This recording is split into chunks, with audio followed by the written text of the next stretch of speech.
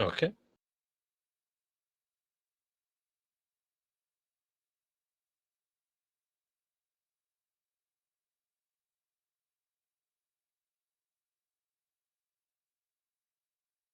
Yeah, sorry, hold on 2 seconds. Yeah, it's fine to put the thing in there.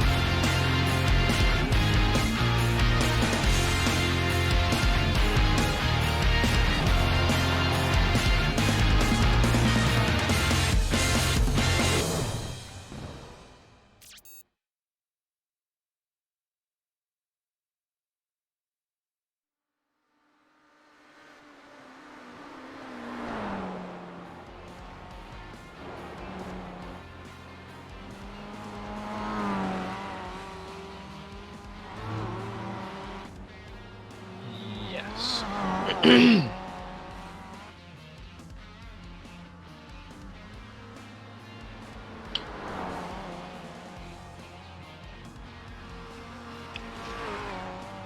Good evening, everybody, and welcome to Apex Racing TV. We're here at the Nordschleife for the British Sim Racers Touring Car Championship. What a setting this is. What a circuit this is. And even though the racing might not be up to scratch sometimes, it definitely is the biggest challenge that we see on this BSRTC calendar. Good evening, everybody. I'm Andrew Woodhouse, and I'll be bringing you all the action tonight from this famous circuit. Sam Kumar will be on the cameras, and he'll bring his feedback occasionally as well. But and Sam, I might as well bring you in before the start, mate. In that we've seen the drivers trying to qualify. It's very challenging out there, and some drivers. Oh, Glatzel!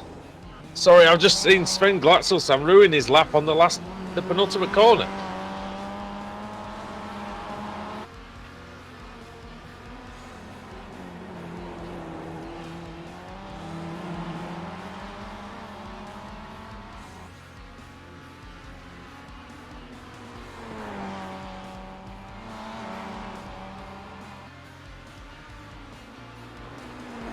Unless he's done an Adam Bath and realised that we now join him in qualifying, which he's banned from. I don't know. Maybe maybe it is the case. Maybe he's banned from qualifying. I'm not sure. There's a few who are. We have got some laps in on the board, and it's Ash Sutton who set a fantastic time so far. 7 minutes, 0.4. In practice, he was fifth in practice, but going to the top of the leaderboard here, Stephen Baxter in second at the moment, with Pete Harrod third, Ross McFarlane fourth, Carl Janssen fifth. But so much can change as this qualifying session is the most difficult one of the season. And John Roberts is coming down Dottingerhoe now. He enjoys the ring, of course, the king of the ring in the Club 73 Touring Car Championship in 2017. Through Dottingerhoe, then 270 kilometers an hour. Extremely fast for the Kia Optima as it goes down into the final sector. This is where Glatzel lost it. Roberts will be keen to just drive within himself and make sure he navigates the last couple of corners. Has it been a clean lap then for the boosted man as he comes through the final corner? Don't want to go wide there and mess it up. Roberts goes 13, 708.905, and now he'll be able to push on this second flying lap. Looking down the list, we've got two former champions there. Dave Baker 14th, Jamie Rushworth 15th. Got our colleague Alex Simpson, he's out there for Apex Racing. He's coming through the final couple of corners as well. I don't know how his practice went, but you know, he is a quick learner, but we'll see what he can do. Does he come across with a time? No, he doesn't. Invalidated lap. I wonder if he's got a bit of damage on the front of that Kia Optima, actually. I wonder if he's been maybe in the wall slightly. It does look a bit crinkled. And he's just behind his teammate Nathan Davis. Did Davis set a time He did, and he goes 10th, the Welshman, 706.394. Wojciech Swidovic, 704.1. And Stelin Chepelevsky, third, 703.2. The fastest man in practice, incidentally, was Jack Sedgwick, 7 minutes, 0.1. And Sedgwick at the moment then is, where is he on the circuit? Just coming to Metzgerfeld at the moment. So that's the first third of the lap, really. And Sedgwick, he'll be keen to follow up on a great practice with a good qualifying performance. Sam, are you seeing anybody out there who is going well at the moment?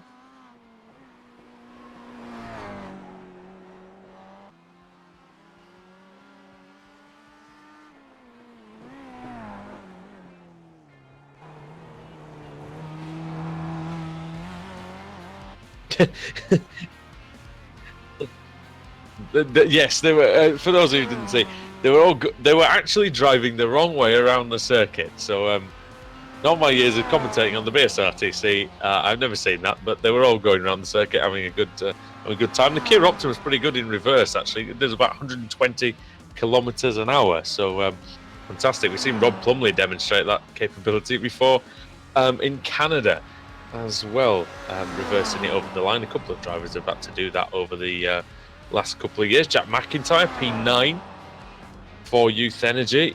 Good performance there. Daniel Brown, 11th.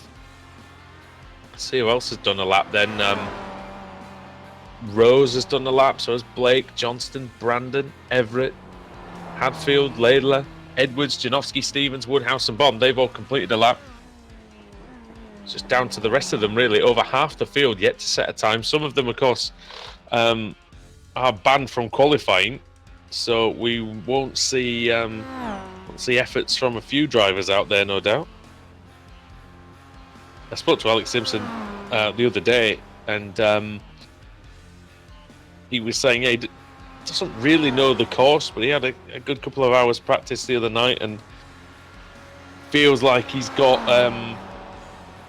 some of it nailed down at least. But that was a very difficult circuit to learn if you don't know it, and if you've never driven here. I mean, I've driven here for many years and only just really know the circuit properly. And we didn't do a lap around here when we actually visited the Sim Expo in 2016. We went around in a BMW M3. It was pretty amazing. It really drives home the sheer undulations and the bumpiness of the circuit. And you can see going through the middle part of the lap, those Apex cars all won in a row. And you can see that this is getting a little bit hairy now. Oh, combs into the wall. Bit of quite a big accident for Holmes there. I don't know if he was trying to get out of the way or whether he was just he just made a mistake. It's so easy to do in this Kia Optima. Have we got anybody at the end of the lap, Sam, at the moment? Oh, Woodhouse crashes out as well.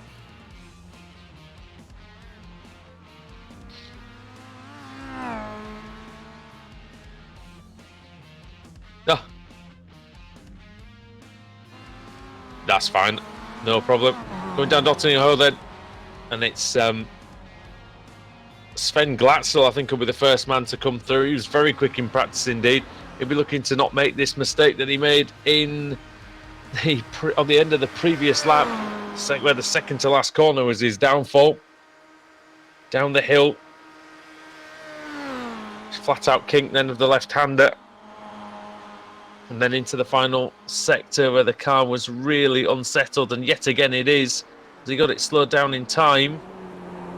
Yeah, that's much better for Glatzel. That looks really quick through there. Let's see if he comes through the final corner on the power. Goes across in third place, 703.1. That's a good starting position for Glatzel. Ross McFarlane doesn't improve on his 703.5. Colin Cunniff goes into 15th place, 707.1. It's a fairly decent time indeed. Someone else coming across. Who's that? I didn't see who that was actually. Let's have a look.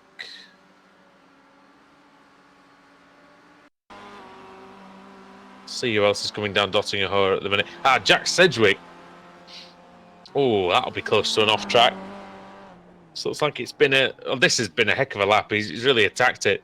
Sedgwick, let's see what he does over the line. Invalidated. So he didn't get the clean lap that he wanted. Stevens and Edwards, they're coming through the final chicane. And then the right-hander onto the pit straight. And Edwards' lap does not count, and neither does Stevens. So, don't think there is anybody.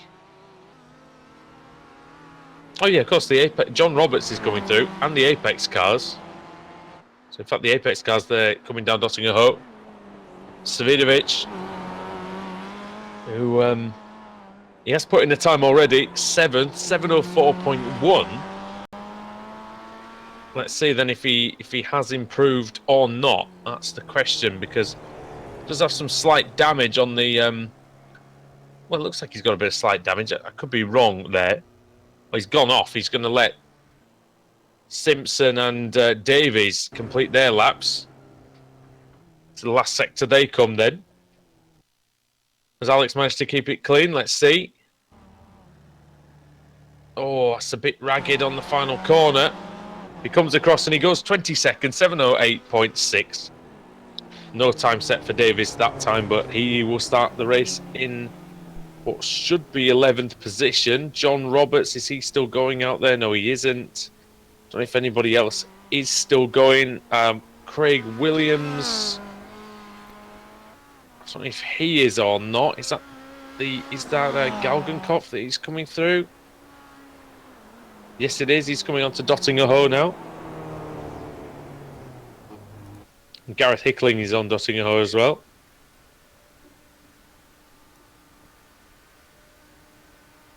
Is there anybody that's surprised you, Sam, from that qualifying session? Well, it kind of looked like the usual as Saturn at the front, but I would expect that many of the drivers were kind of taking it easy, just because looking at the times, we have 29 drivers who were able to post a qualifier lap. So, I mean, let's say Maciej Zakovic, he did not post any time, and he's starting 30th. So, yeah, just by getting that lap in, you're going to be in the front half of the field. That's a good point. And off goes Williams. I don't know if that affected his lap or not. Maybe it did. Who knows? We're still just waiting for the qualifying timer to tick down. And the record will show that Ashley Sutton, for those who don't know, why you're here, I don't know. No, 2017 British Touring Car Champion, the record shows that he is on pole by 2 seconds. We've never seen that in the BSRTC, I don't think, before. But there it is, over Stephen Baxter, Sven Glatzel in third alongside Stelian Chepelevsky, Pete Harrod in fifth, Ross McFarlane sixth, Wojciech Svidovic in seventh, Carl Janssen eighth, Brian Holmes ninth, Jack McIntyre 10th, Nathan Davis in P11, Daniel Brown in 12th, Alex Everett 13th, Johnny Brandon 14th, 15th for Colin Cunniff, 16th was Mark Johnston, Julian Janowski 17th, 18th was Michael Blake, Dave Baker in 19th, 20th John Roberts, 21st Christian Rose, Alex Simpson 22nd, and then Jamie Rushworth 23rd. Adam Hadfield 24th, 25th for Rusty Laidler, Simon Edwards 26th, Kip Stevens 27th, Mark Woodhouse 28th, Laura Bond 29th, Gareth Hickling 30th, and then the rest of them didn't set a time. I'm not going to bother going through them until we get the grid up and they can go through the second half of the field and how they line up. We'll get that very shortly then. Sam, it's going to be test of survival and concentration, is this? There's only 3 laps around here, but still one of the longer races of the season. Yeah, we'll say 3 laps, and I think compared to the usual, I don't think we'll see as like the big battle packs necessarily. I think we will see groups of like 4 or 5 cars that are just running together and just trying to kind of find their way around the track, really, because this is more about challenging the track rather than your fellow drivers. Well, yeah, it's one of those where it gets strung out very, very, very, very easily, doesn't it? And you will see drivers taking it easy. And I know it doesn't sound like it's really selling the meeting very well, but they will be doing that because it's all about survival. Do not want to be at the back here when you've got 60 odd cars in front of you. You definitely do not want to be doing that when it comes to when it comes to having to overtake all these cars. So yeah, certainly a good point there. So we've still got a couple of minutes officially of qualifying to go. There isn't anybody out there, at least I'm almost certain there isn't actually anybody out there at the minute, and there isn't. So yeah, we just got to wait a little bit. Let's have a look at the championship standings then. Actually, that might be a good idea to explore those then. And after 21 races, David Baker leads the way by 91 points. And it's Stephen Baxter in second. Jack Sedgwick is third, but he's 228 points behind already. Kip Stevens in fourth. Jamie Rushworth is fifth. Sixth is Ross McFarlane. Seventh was Mark Woodhouse. Eighth is Pete Newman. Christian Rose is ninth. Wojciech Svidovic is 10th. Rusty Lather is 11th. And Carl Janssen is 12th. Dan Brown and Maciek Sakovic are tied for 13th. Nico Foggy 15th. Alex Simpson 16th. Pete Harrod 17th. Adam Hadfield 18th. Jake Blackhole 19th. And Law Murray in 20th. And Ash Sutton 21st. In the AM category, Mike Woodhouse is leading the way ahead of Carl Janssen. Then it's Dan Brown, Maciek Sakovic, Adam Hadfield, Lon Murray 6th, and Max Wright 7th. Michael Blake 8th, Dave Crozier 9th, and Matt Keeber 10th. And then in the teams championship, CQR leading the way, 239 points ahead of their sister team, the Academy team, and CQR 735 points ahead of Apex in third. NLR and Northern Lights Racing GT Omega are in fourth, Team Mad in fifth, Boosted in sixth, Northern Lights Racing Scuderia Haggis in seventh, Simmortal 8th, Automech Knockhill 9th, Bodak in 10th, Youth Energy 11th, and it's Pro Sim surprisingly bringing up the rear considering how well they've done in previous seasons. We look to the safest driver. No surprises there. It's Dave Baker. He's done 21 races, only 55 incidents with 7 clean races. Then it's Dan Blake, Matt Bunn, Pete Newman, and Jamie Fluke. In fact, of all the regular drivers in the series, Baker, then Newman, then Woodhouse, then Keeber, Harrod, Crozier, Baxter, Malcolm, Stevens, Sakovic, Katz, and Savidovic. In order of safeness, should we just name and shame the unsafest driver? It's Dave Christie at the moment. 21 starts, 245 incidents. Adam Delmont is the next one in line out of all the people who've done most of the races. Then Thompson, then Madsen, and then Johnny Brandon, surprisingly, is down there with 9 incidents per race. Right, going to line up on Dottinger Ho then here, behind the iRacing safety car. And Sutton and Baxter are going to go into combat, no doubt, into the first few corners. Well, I say no doubt. Maybe at this circuit there is some doubt because it's not actually easy to can't really go side by side in many parts of the track. This last sector here is downhill, goes through the twisty, very dangerous, very fast section through these chicanes. So we're going to see how the drivers will tackle that. It's very easy, as we saw in qualifying for with Sven Glatzel, to get out of shape there. All right, here we go. Just looking at the rest of the grid, then we've got 53 tonight, so a few less tackling Nordschleife. I don't blame them, to be honest. Jack Sedgwick, 31st. Craig Williams, 32nd. Then Ben Hackerson, Pete Newman, Jake Blackhall, Nico Foggy, Chris Wood, Nick Madsen, Adam McNally. And Paul Smith is 40th, ahead of Sakovic, Dima, Ververke, Broughton, Grant, Graham, Wright, Bodis, Hall, Murray. And then it's Martin Front, and then he's 50th, and then it's Matt Keeber, Scott Malcolm, Dave Crozier, and Adam Delmont. So many drivers. Oh, and I can also inform you that Holmes, Blake, and Lee Deemer have not taken the start. So I'm guessing they will be starting from the pits. Yeah. Yep. That makes sense. Thanks, Stam. And where is the Nordschleife? My map. And here it is. I need to get the circuit map out for this one, ladies and gentlemen, because well, it's one of those. There are over 100 corners, so it could get fairly difficult out there. Right, here we go. Not long to go now.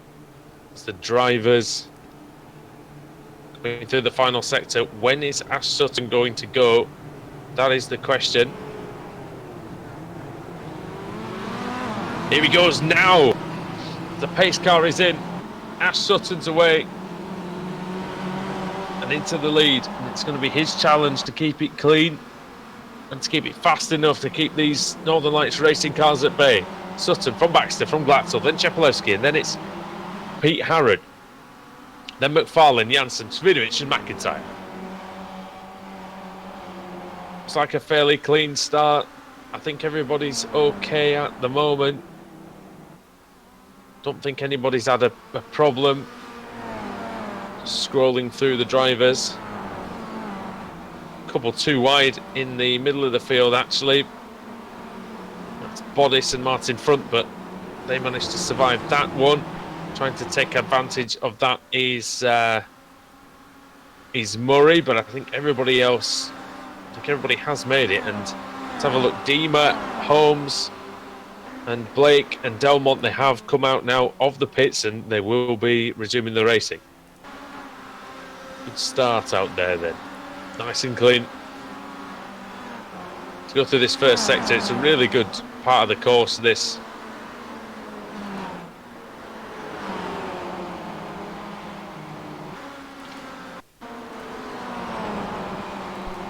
Something might have happened to Garrett Hickling. Let's have a look at Hickling, who was the slowest of the qualifiers. 28th. I think it might just be a slowdown, Sam, because... Ah, yeah. Just avoided the wall. And only getting slowed down from there.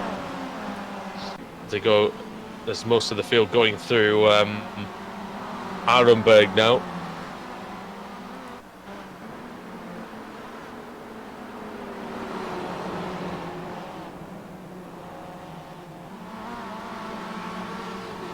And they're making their way through towards Adenauer Forst, which is... Oh, big one! Automake Knock Hill in the wall. I did not see who it was. That might be Roy Verke. Let's see. Oh, just lost the back end. Oh man, that's into an the wall unusual and place into to the lose air. Did he get hit by anybody? I don't think so. He just clipped the inside curb and lost the back end. That's how it looked to me. Did they? No, but did he hit? Did anybody hit him? Sorry, when he was around. Let's see. Looked like the view wasn't great. I think it might have been. It looked like it would have happened. It's just they disappeared as soon as there was about to be a crash. So yeah, exactly. I wonder if... So we'll see. We'll see what happens when they come round to the next lap. See who's survived and who hasn't. Shame for Brian Holmes actually that he's starting from the pit lane, because he qualified 9th. He was on for a fairly decent run. It's been good in the reverse grid races, Holmes, but well, he's got a lot to do in this meeting if he's going to engineer a position to do just that this time. The NLR guys keeping Sutton really honest here, because Glatzel was quicker in practice by over a second, and I wonder if NLR now should try and engineer the change to put Glatzel past Baxter, because he certainly looks much quicker. And well, although Baxter is catching Sutton quite quickly, so I suppose it's not really slowing them up at the moment.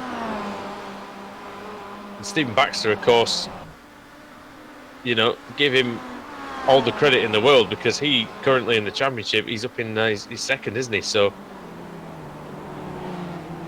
no, that would seem like a really silly decision, actually, in hindsight, because Sven Glatzel is 40th at the minute, so there's no real point in doing that. So I think a bad start for Glatzel might have cost him his championship chances already, because it just means that the team aren't going to really make too many plays for him, you wouldn't have thought, at this point. Selian Chepelevsky's up in 4th place. Any gainers on the opening lap? Well, actually, only everybody. In fact, everybody's still, I believe, nearly in the order that they started in.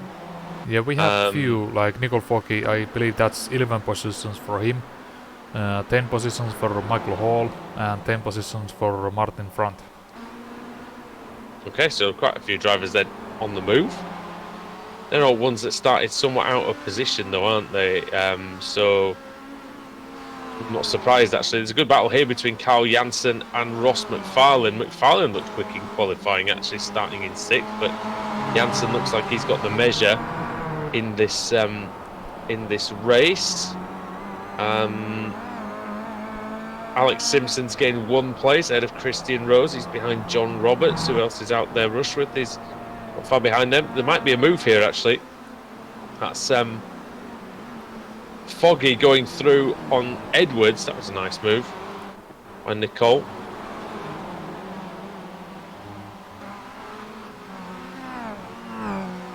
Oh, Stephen Baxter dropping down. What has happened there? Well, it can't be good, that's for sure. Oh, it's a crash. I didn't see it, I'm afraid, and I won't be able to see it, but I might be able to bring it on the screen, let's see.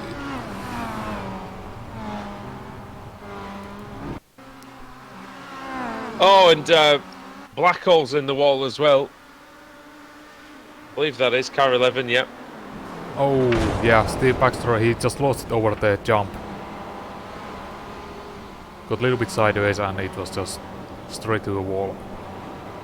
Now, I believe the normal BSR rules apply in that you get points even if you're 1 lap down, so Baxter does have an incentive to try and get it to the end if he possibly can, but don't fancy that round there for another 2 laps around this circuit. 15 incident limit, so as long as he doesn't exceed that, he should still score, and he needs to for the championship, let's be honest, because well, look at this, we're down Nottingham Hall for the first time now. And Sutton has gone down. Sutton's dropped all the way down, Sam. He's dropped down to 6th position. What's happened to him? Wow, how did that happen? Yeah. I haven't even seen what was going on there. And I don't think I will see it either. That's the problem with having a potato over PC at the minute. Up the inside goes Janssen on McFarlane into turn 1. It's a good move. It might allow Sutton to, well, he's going to speculate round the outside, is Sutton, but is he going to accumulate this position off Ross McFarlane? Because it's very difficult to overtake here. Well, in that section anyway. McFarlane stays ahead. He remains in 5th place. So Glatzel leads, Chepelevsky 2nd, Harrod 3rd, Janssen's 4th, McFarlane's 5th, Sutton's 6th, 7th is Wojciech Swidovic, 8th is McIntyre, 9th is Davies, and 10th is Johnny Brandon, who's gained 4 spots so far. It's good for Johnny Brandon at the moment. He's coming under pressure from Brown though.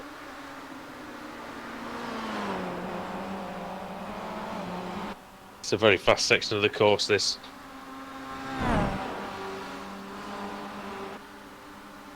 Wonder if we can go on board with Brown, Sam, and see what he sees, because we're going towards Arenberg now. It's a very difficult part of the course. hard on the brakes into this right-hander. One of the few corners on the circuit with a large gravel trap on the outside. Then going down the hill. It's a very tricky section here. Right, there's a big compression, and then you've just got to spot this inside curb and nail it. And then I personally straight line the braking. Some drivers tend to just wander out to the right hand side a bit. And yeah, we're on another flat out run. It's again the top speed of this Kia Optima being tested here at the Nordschleife into Metzgelfeld now. And this is a tough corner off camber. Massive crowning in the road here at Nordschleife. Johnny Brandon doing a good job. You can see we're not really catching him. He's not really pulling away from us. Be a fraction. Oh, that long right-hander's tricky. I raced here in Formula Renault a couple of weeks ago. Very, very difficult section again. That's going to be the word. That's going to be the phrase you hear from me the most, I think, tonight. Very difficult section. Partly because I'm going to confess I don't know all the corner names, and the other one is that a lot of it is very difficult. Going to be completely honest with you, right? Yeah, I agree with you, and I think Christian Rose found that out, and something happened to him. He was off track for 20 seconds and has lost 23 positions right now. Rose, was it? Oh, yeah. He's had a smash. Front end is not in a good way. Scott Malcolm's just in front of him. Yeah, just take a look back at the replay to see what actually happened there. Stephen Baxter somehow still going at a reasonable speed. I've absolutely no idea how he was only a minute behind on after the first lap. Jake Blackhall is out, as is Tristan Bodis. Dave Crozier is out as well. Chris Wood, Roy Verke. I mean, this could be one of the few tracks, Sam, where it might be worth taking your repairs, because if the repairs are going to last less than 7 minutes, then you might, well, less than about 12 minutes, you're going to potentially be able to still score points.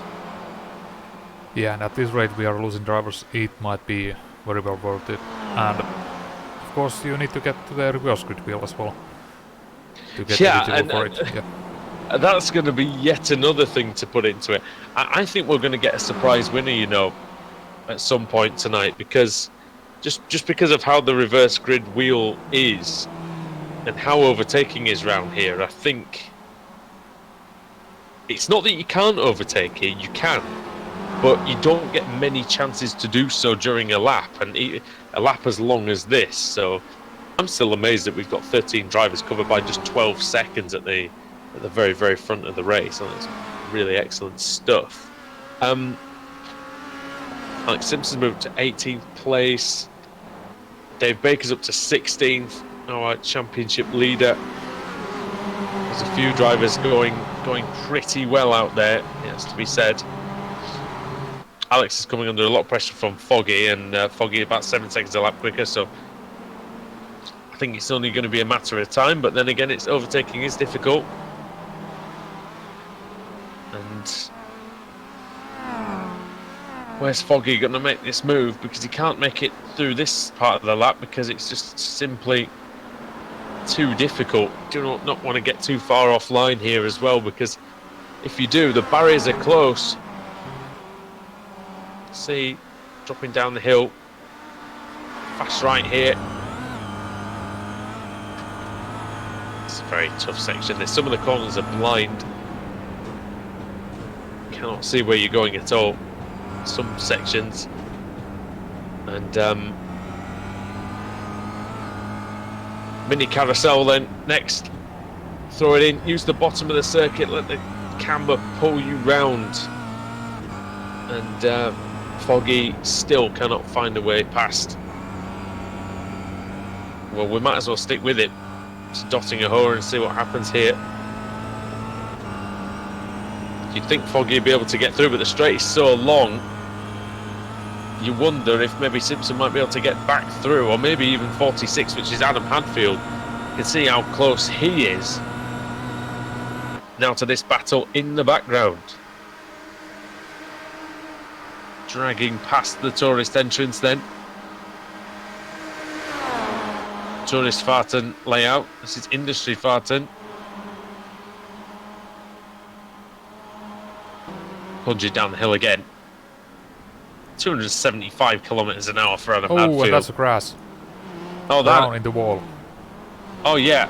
On the GT Omega Northern Lights. Sorry, that's the Northern Lights Racing. There's Good Area Haggis. Good Area Haggis, that's right, sorry. I was trying to check which one it was. I couldn't see from a distance. But, yeah. Brown, unfortunately. Well, in the wall, but not out of the race. He's still going. He's got a damaged car, but he's going to fight on in this one. Like I say, if he finishes on the lead lap, he'll be fine and dandy. He'll get a decent reverse grid. Oh, he's in the walls again. Oh, he is. Just hopefully not to get disqualified now is his task. By the way, Sam, look at Stephen Baxter and Brian Holmes. Coming down dotting a hoe now. No, not dotting a hoe. Oh, yeah. And have you seen the two cars? One's crabbing one way, one's crabbing the other way. I don't know how they're still going at the speed they are, to be honest. I wasn't going this fast around here when my car was fine, so... Oh dear, that's a sorry pair, isn't it? If you've ever seen it. And, not a lot can be done, really, for those guys. They've just got to carry on and do the best they can. We've also lost Adam McNally, Adam Broughton Grant. Looks like he might be out as well. Gareth Hickling might be out now as well. Don't think any of the drivers who've pitted in have actually rejoined the race. And yeah, they haven't. Is the short answer to that one. Holmes and Baxter still going. Paul Smith is out sadly as well in the Team Mad entry. You can see that Matt Keeber is having a look. He's having a few different goes at Rob Graham. That's for 36th. Was that Rob Graham going past Keeber? I think that's a bit of... I think they're very even on pace, it looks like. So lap 3 then, onto the final lap already. It's funny when you say it like that, lap 3, the final lap of the race here in the BSRTC. Looks like we're going to get a close finish as well, Sam, because Sven Glatzel and Stelian Chepolewski, they're only half a second apart, and Cheppy loves this place. Yeah, he is close enough to get some draft on the final straight. And they are not really in any kind of danger from Carl Jansson. Jansson is 3 seconds behind, so that should be a great finish for this race between these two guys. Oh yeah, two very, very quick drivers, and you know, we do see the great drivers rise to the top here at the Nordschleife. And 154 corners officially here, 22.8 kilometers, just over 14 miles, I believe, as well. That is, it's a crazy place. It's amazing how you consider that up until only, what, 30 years ago or so, we were racing, doing Grand Prix racing here. It's absolutely mental to think that. But now, of course, the Grand Prix circuit takes the honours. We're not using that today, which does disappoint me a lot, although it does add about 6 minutes onto the race time, so I suppose that's probably why they've done it. I thought it was good for spreading the cars out before they got to the Nordschleife, but to be fair, Sam, it's been a pretty well-driven race in that I don't think anybody's hit each other, and there certainly wasn't anything on the first lap. No, I don't think all the incidents that we've seen, they've just been like driver mistakes, getting just little bit on the grass, and that's about it really. No, I don't think there's gonna be many protests after this race. But yeah, And you get also, on the grass here and yeah. you're in trouble. Yeah, exactly. And to your point about the track, if anyone is wondering how does this drive on the F1 cars, well, you can try it on iRacing with the McLaren. I haven't personally tried it, but have you taken F1 car around this track? Not on iRacing, I haven't. I took a Ferrari, I think F2008 round on Gran Turismo 5, and yeah, what a crazy experience that was. I tried doing that in the dark as well, and bear in mind it's not the circuit isn't lit at all in some parts. So yeah, that was pretty tough as well. But no, it's so bumpy here. I mean, I remember BMW did bring their 2007 car, I think, with Nick Heidfeld here, and I remember they had to raise the ride height specially just so that the thing wouldn't like destroy itself hitting all the bumps. And so it can be done here, but it's very tricky. Now let's see then. We're at the 18-kilometer point. We're nearly at the business end of this lap for Sven Glatzel and for Stelian Chepelevsky. Let's see then what we can do. Well, it's the mini carousel time, Sam, so it's really the business end.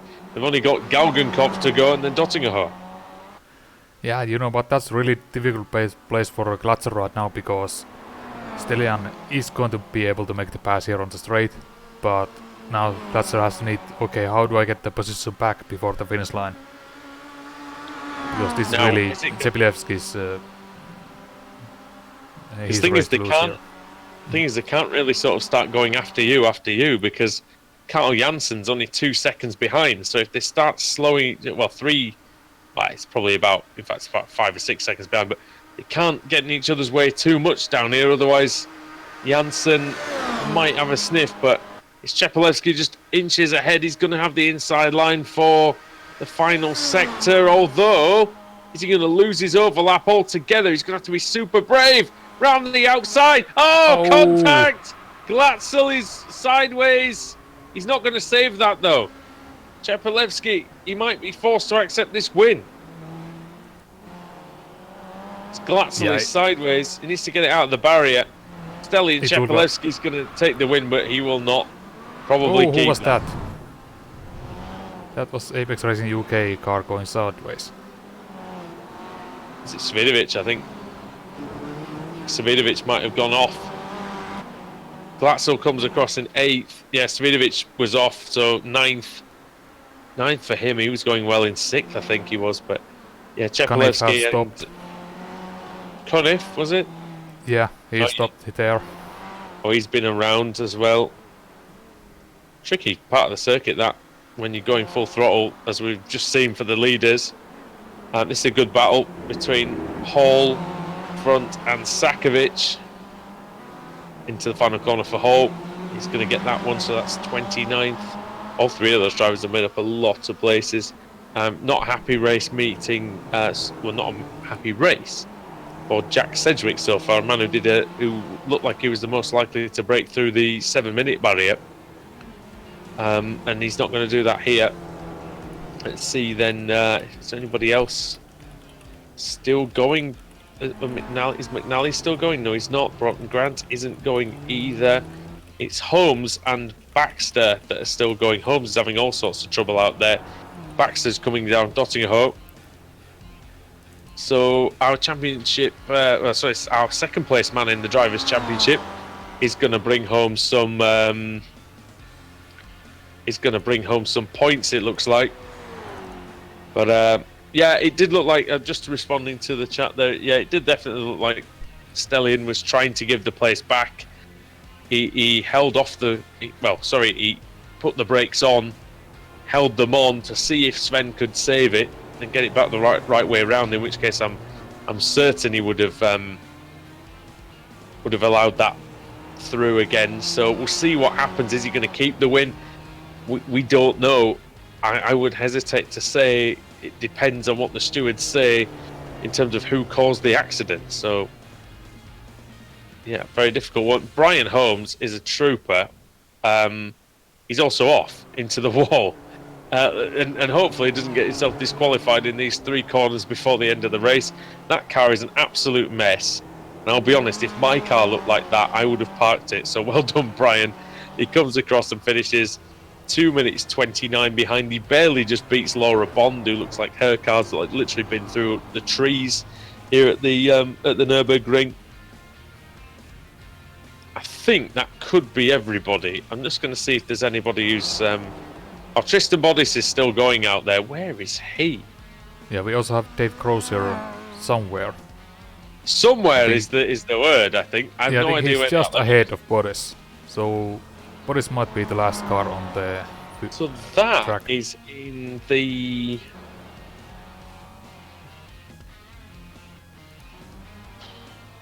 Just seen a sign for... I've just seen a kilometre board. I don't know where that is.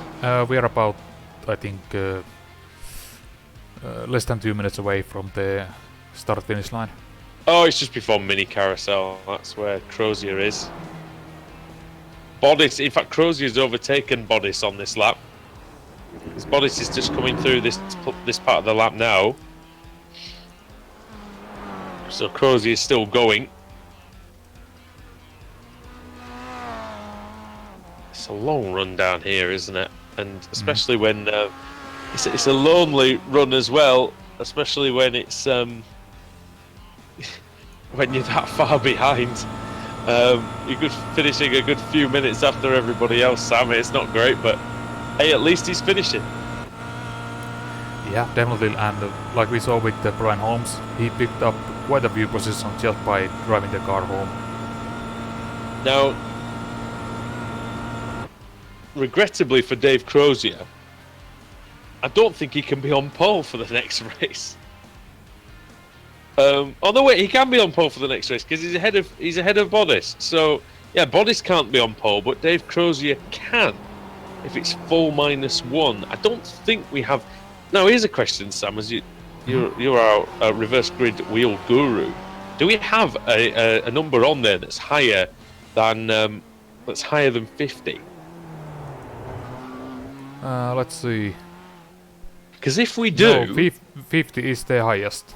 50 is the highest. Yes. All right. So if we get 50, then Tristan Bodice will be on pole because he's the last car 1 lap down, and he's finished in 49th. So okay, so he can't. So both of those guys can be on pole then. Dave Crozier, of course, will be looking for full -1. He'll be looking for the 50 or the full -1. Sorry. So yeah, great. Good opening race then. Good finish. Always exciting at the end of the race, it seems, here at the Nordschleife. So Stelian Chepelevsky takes the win by 1.3 seconds ahead of Kyle Jansen, sorry, with Pete Harrod in 3rd. Great performance by Harrod. And then McFarlane in 4th. Terrific job by Ross again for... it's NLR, isn't it? It's just because he's got the different skin on it. Is NLR GT Omega with the different sponsorship on it. Jack McIntyre in 5th, Ash Sutton 6th. He was leading. I'm not sure exactly how he ended up down there. Nathan Davis in 7th, Sven Glatzel 8th, Wojciech Swiduch 9th, Alex Everett 10th, 11th for Dave Baker. Nicole Foggy, 24 positions gained. He finished in 12th place. John Roberts 13th, Mark Johnston 14th. P15 belongs to Johnny Brandon with Alex Simpson 16th, 17th Adam Hadfield, 18th for Jamie Rushworth, 19th Rusty Laidler, Craig Williams in 20th, Julian Janowski 21st, Pete Newman 22nd, Simon Edwards 23rd, then Kip Stevens 24th, 25th for Ben Hackerson, and then Mark Woodhouse 26th, 27th Michael Hall, Martin Front was 28th, and then it was Maciej Sakovic. Max Wright was 30th, he gained quite a lot of spots as well. Dan Brown in 31st, Lon Murray 32nd, and Jack Sedgwick in 33rd. Michael Blake then follows in 34th place, Lee Deemer in 35th, I believe he started in the pits, and Matt Keeber in 36th. Rob Graham 37th, Christian Rose in 38th, Colin Cunniff in 39th, Scott Malcolm 40th, 41st Stephen Baxter, 42nd Brian Holmes, Laura Bond 43rd. Then the cars 1 lap down were Nick Madsen, Paul Smith, Adam McNally, Adam Broughton-Grant, Dave Crozier, and Tristan Bodis. And then at the back of the field, retiring from the race, Gareth Hickling, Jake Blackhall, Chris Wood, Roy Ververke. It looks like Adam Delmont didn't take the start. Right then. So based on that, it's over to Sam to go through the reverse grid wheel. And well, Sam, what's it going to be? How big a number are we going to get from this wheel tonight? Yeah, let's see. I am kind of hoping for a big reverse. That'll make it really interesting, I think. But it looks like it's gonna be 30. So 30 goes to Max Wright, and then he's going to have Maciej Sakovic alongside him. It was a successful first race for Wright. He gained 16 places. So, well, he'll be hoping not to lose any places in this one. Maciej Sakovic will be alongside him. Martin Front, then Michael Holt, then Mike Woodhouse. We've got 5 M's at the front of the grid. We'll see how we get on in race 2 of the evening here at the Nordschleife. When we return in about a quarter of an hour's time here on Apex Racing TV. Stick with us then.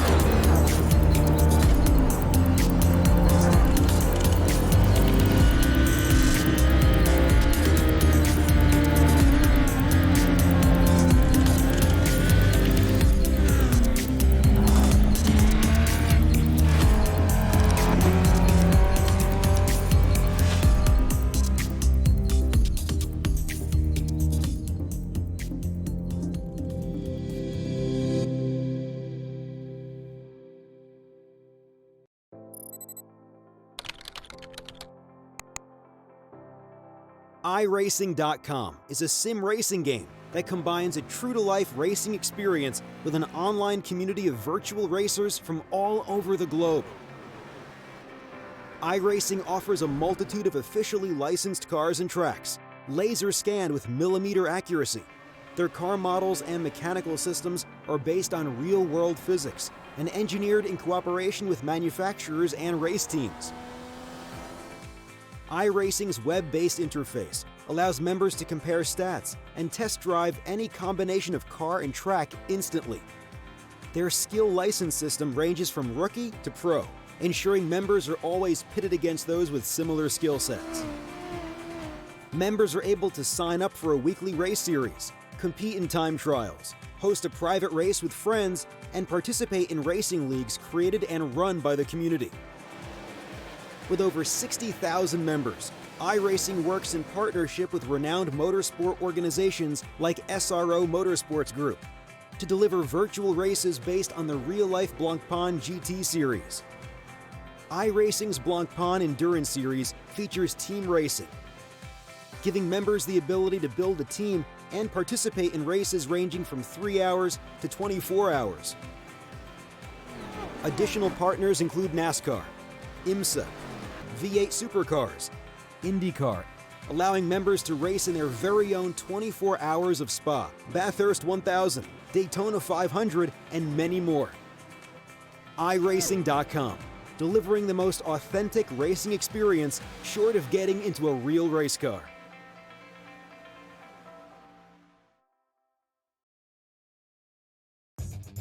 Simulated racing can be awesome, but it can also be kind of a free-for-all. Interestingly, auto racing faced the same problem in its earlier days. Whether it was on the back roads, the beaches, or the city streets, the racing was fun. But there was always a certain level of chaos and danger, until some folks came along and put some order to all of this. Stuff like official racetracks, regulations about weight and equipment, and enforcement of standards. That's what gave us high-speed excitement, fast-paced action, and photo finishes. That's when racing became racing. The guys over at iRacing.com have made the same transformation in the world of sim racing. Sure, they've got the most accurate tracks and realistic cars out there, but that's just the start. See, iRacing analyzes the performance and results of each driver in every race, so you can be sure you're always placed in races where the competition will be tight, and that those reckless drivers who ruin it for us all are kept in the pits. Not to mention that with over 45,000 active members already in their vast community, you can find races day and night, so you can always get in on the action. You can even join a league of your favorite series. And since updates are always automatic, you don't have to worry about software and can focus on the track. Zip up your fire suit and check out iRacing.com.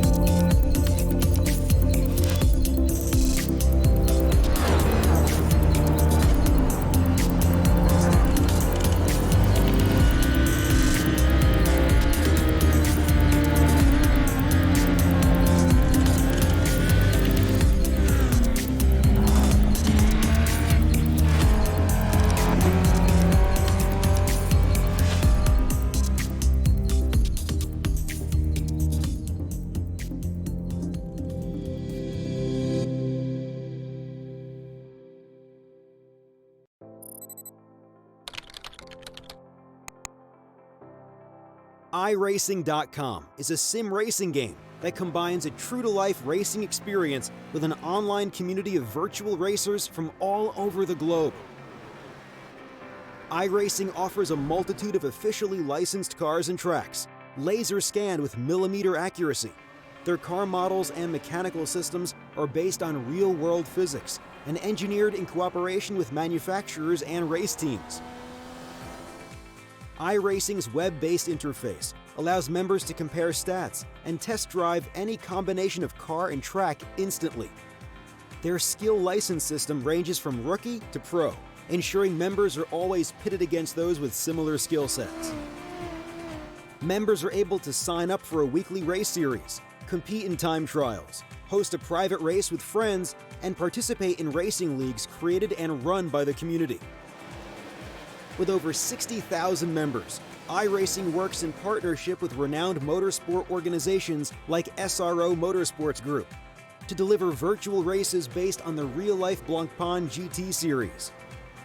iRacing's Blancpain Endurance Series features team racing, giving members the ability to build a team and participate in races ranging from 3 hours to 24 hours.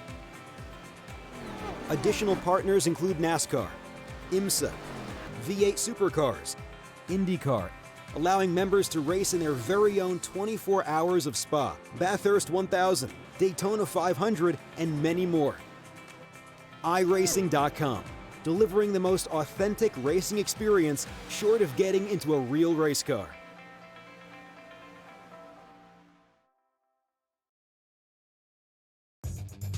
Simulated racing can be awesome, but can also be kind of a free-for-all. Interestingly, auto racing faced the same problem in its earlier days. Whether it was on the back roads, the beaches, or the city streets, the racing was fun. But there was always a certain level of chaos and danger, until some folks came along and put some order to all of this. Stuff like official racetracks, regulations about weight and equipment, and enforcement of standards. That's what gave us high-speed excitement, fast-paced action, and photo finishes. That's when racing became racing. The guys over at iRacing.com have made the same transformation in the world of sim racing. Sure, they've got the most accurate tracks and realistic cars out there, but that's just the start. See, iRacing analyzes the performance and results of each driver in every race, so you can be sure you're always placed in races where the competition will be tight, and that those reckless drivers who ruin it for us all are kept in the pits. Not to mention that with over 45,000 active members already in their vast community, you can find races day and night, so you can always get in on the action. You can even join a league of your favorite series. And since updates are always automatic, you don't have to worry about software and can focus on the track. Zip up your fire suit and check out iRacing.com.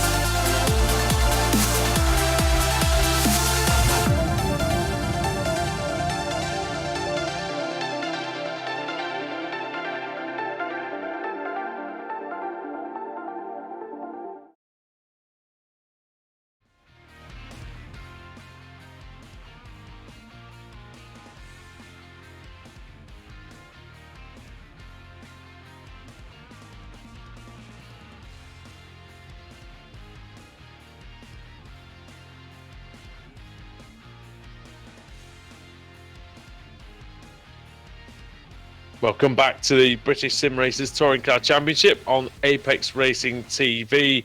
Andrew Woodhouse here alongside Sam Kumo and a special guest in the commentary box, Paul Smith, who does have a pit lane start. So, Paul, first of all, quick word about race one, but then what are you going to plan for race two?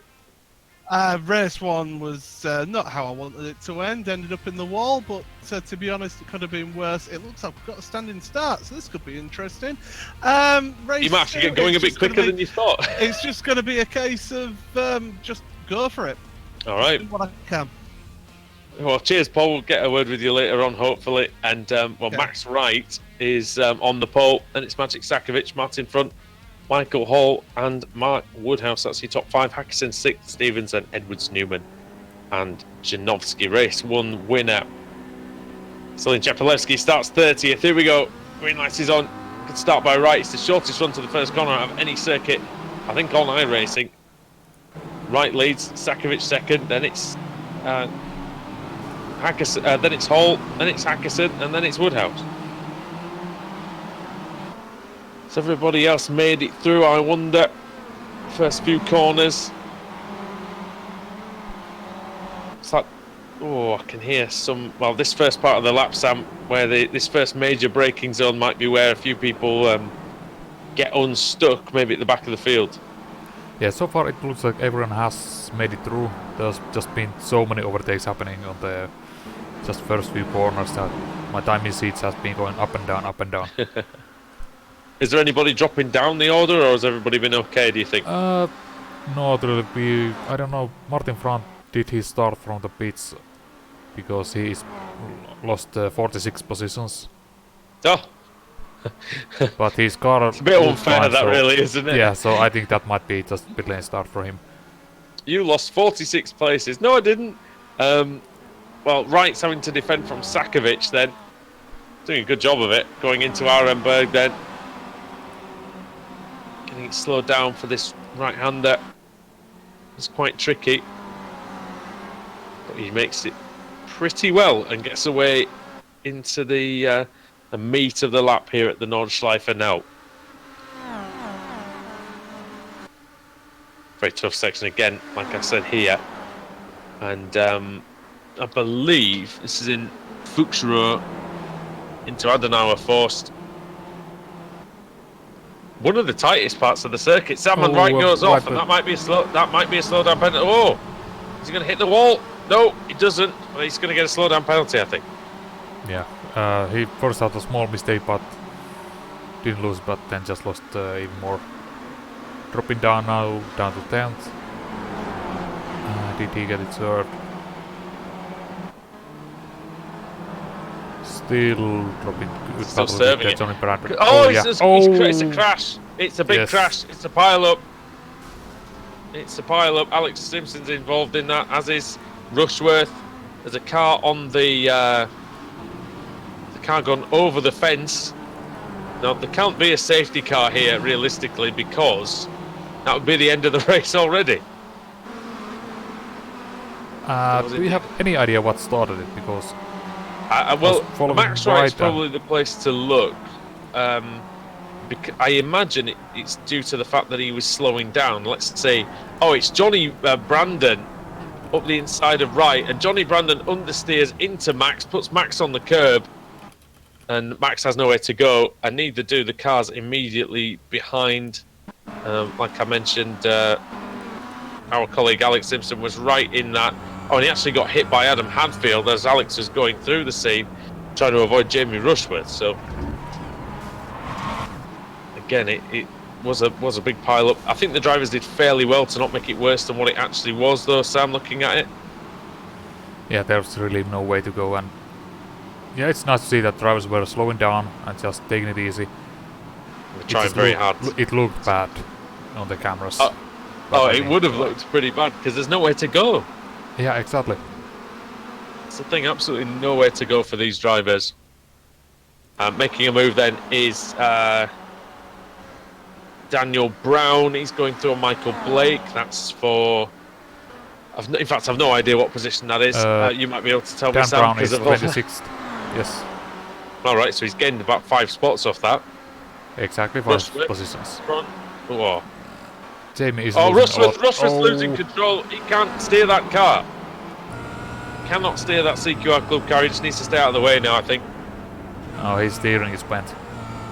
And so he needs to just finish the race now, Rushworth, if he wants to he doesn't want to be really trying to drive hard here, because he will cause a collision, I can guarantee you. Now, at the very front of the field, I believe it's still Maciej Sakovic, is it? Who's in the lead? Yeah, it is. Followed by Hall and Hackerson. Yeah, so start then for these guys. Matt Woodhouse is in 4th. Kip Stevens is in 5th. Good work from him. Then it's Newman. Then Simon Edwards. Then Janowski. Then it's Rusty Laidler. And then Johnston. Johnston's car is a bit of a mess. Sutton is 11th, I think. Correct. And then it's Foggy in 12th. Foggy's all over Sutton. Sutton's all over. Oh, crashed! Sutton's hit the. He's hit Mark Johnston. That's not what either of them wanted, really. It'll be a 4X, I imagine. Foggy looking for a way through. This is a good battle here. We've still got the battle for the lead, of course, between Michael Hall and Maciej Sakovic. Two drivers who've made their names in other series, of course.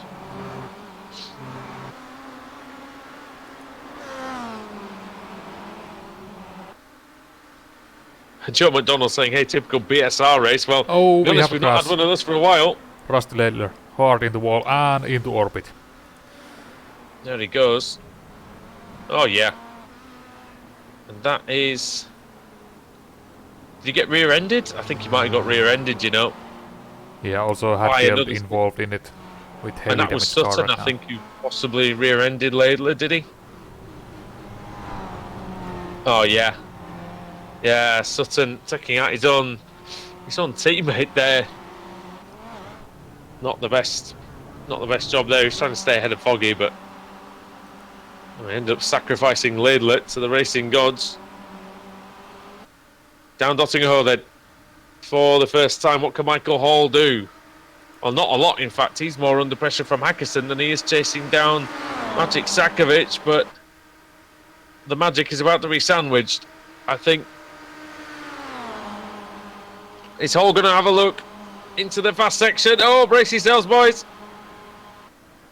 Oh, commitment from Hall. Very nicely done. And Sakovic says, well, you can have that, Michael. Also, Ben Hackerson going through too.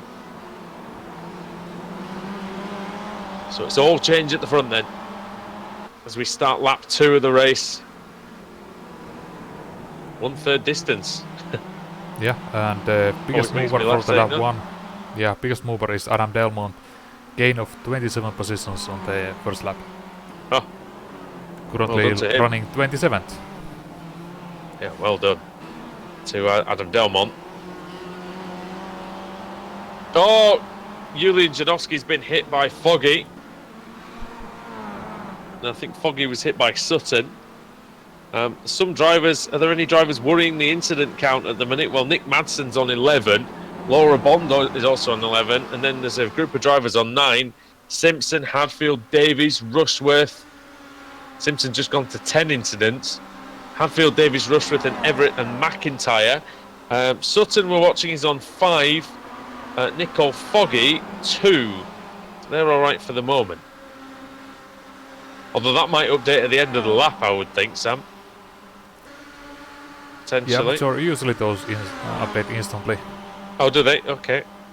Yeah, incidentally, maybe. Sorry, that was a bad pun. Sutton into the... Sutton's gone around on the inside of Foggy. Oh, and he's got another one. That's Janowski. That was good driving there. Foggy was stuck on the inside behind some slow-moving traffic, and Sutton made use of it.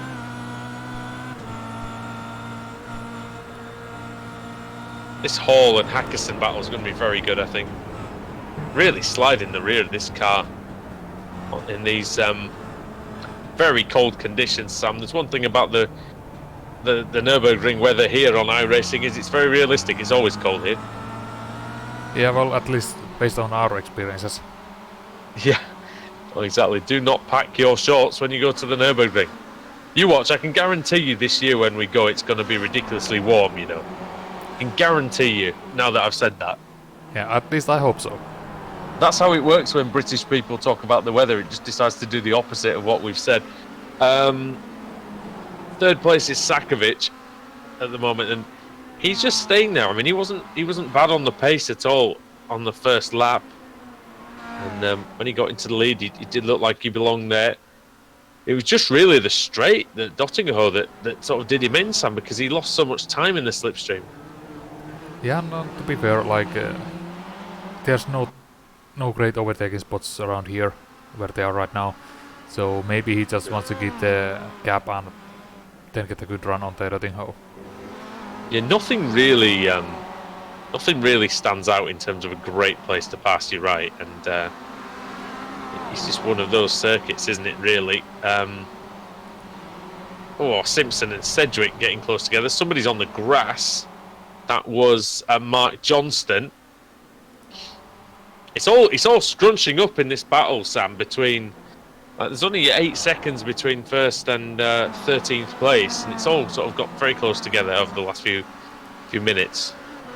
Yeah, and it's also as Sutton there mixing it up, moving forward. So who knows? Maybe us will catch up with Hall and Hackerson for the last final lap. Yeah, also, Cheppy's not a million miles behind that as well. Is Baker out? Is he? let's Baker's see. out. He's I say he's out. He's not out maybe, but he's crashed. That's for sure. I don't know what's happened to him. He was off Championship track leader. for a very long time.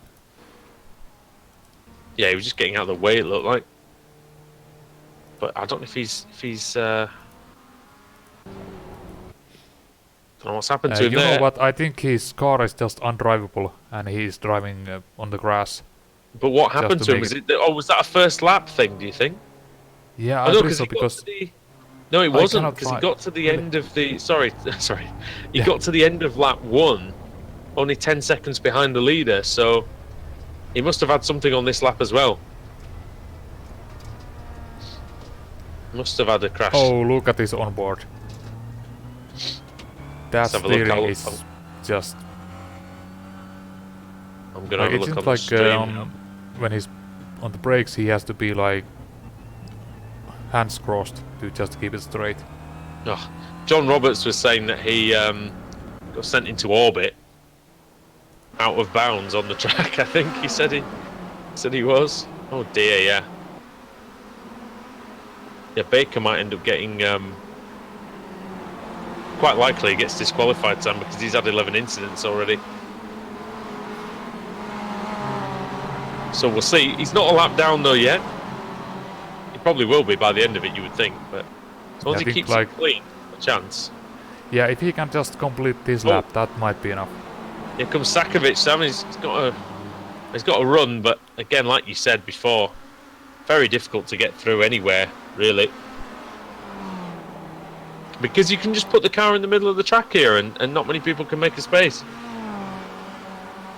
Yeah, like for Sakovic, it might be just maybe get a pass on the straight here and then try to pull a gap, but it seems hard to just run away from each other. And who was that going a little bit wide there?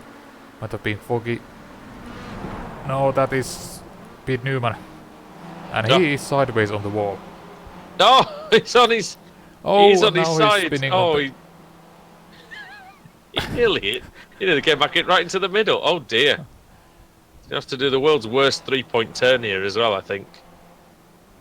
Oh, he's going to struggle to get back round, you know, Sam, because there's people coming.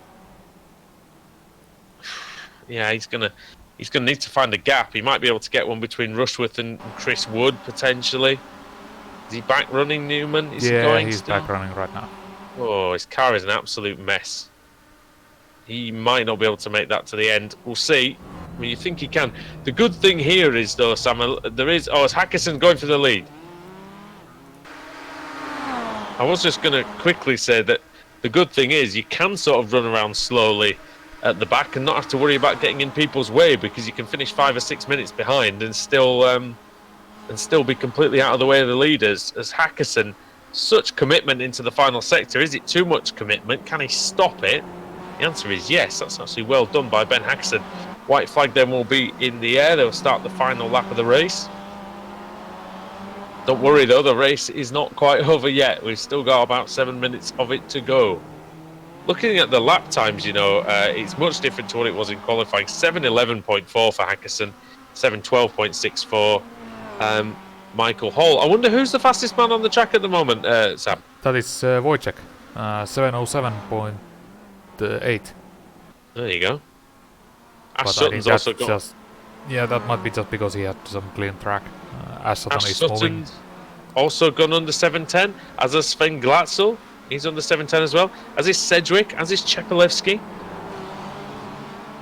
Oh, what a battle this is, Sam, between Chepelevsky, Sedgwick, Johnston, Glatzel and Edwards. Yeah, I was also saying that McFarlane 7:05, so that is the fastest so far. Yeah. Is that the fastest lap of the race? Yes. I suppose it will be, won't it? Because we've only had one proper lap. Yeah, that's true. Oh, Sedgwick's off. Cedric is off. He's back on. He's lost 2 positions to Simpson and McFarlane. Here comes Glatzel, I think. Yes, having a look on... Oh, my word, the car went in the air. His car went up in the air as he tried to go through. The car just bounced clean off the track. Still going, still kept it on the road, but it went... I don't know if you can get that on the replay, Sam, from some sort of jaunty angle, but that was so a great... So that was Glatzel. Yeah. As he was going through, he just hit a seam in the track or something, and he put the car clean up in the air. Just before the corner, just before the left-hand kink, he just got the slightest bit of... Yeah, unfortunately, I don't think I can find that moment there. I don't think you can either, but it's just... I'll tell you what, it looked pretty spectacular.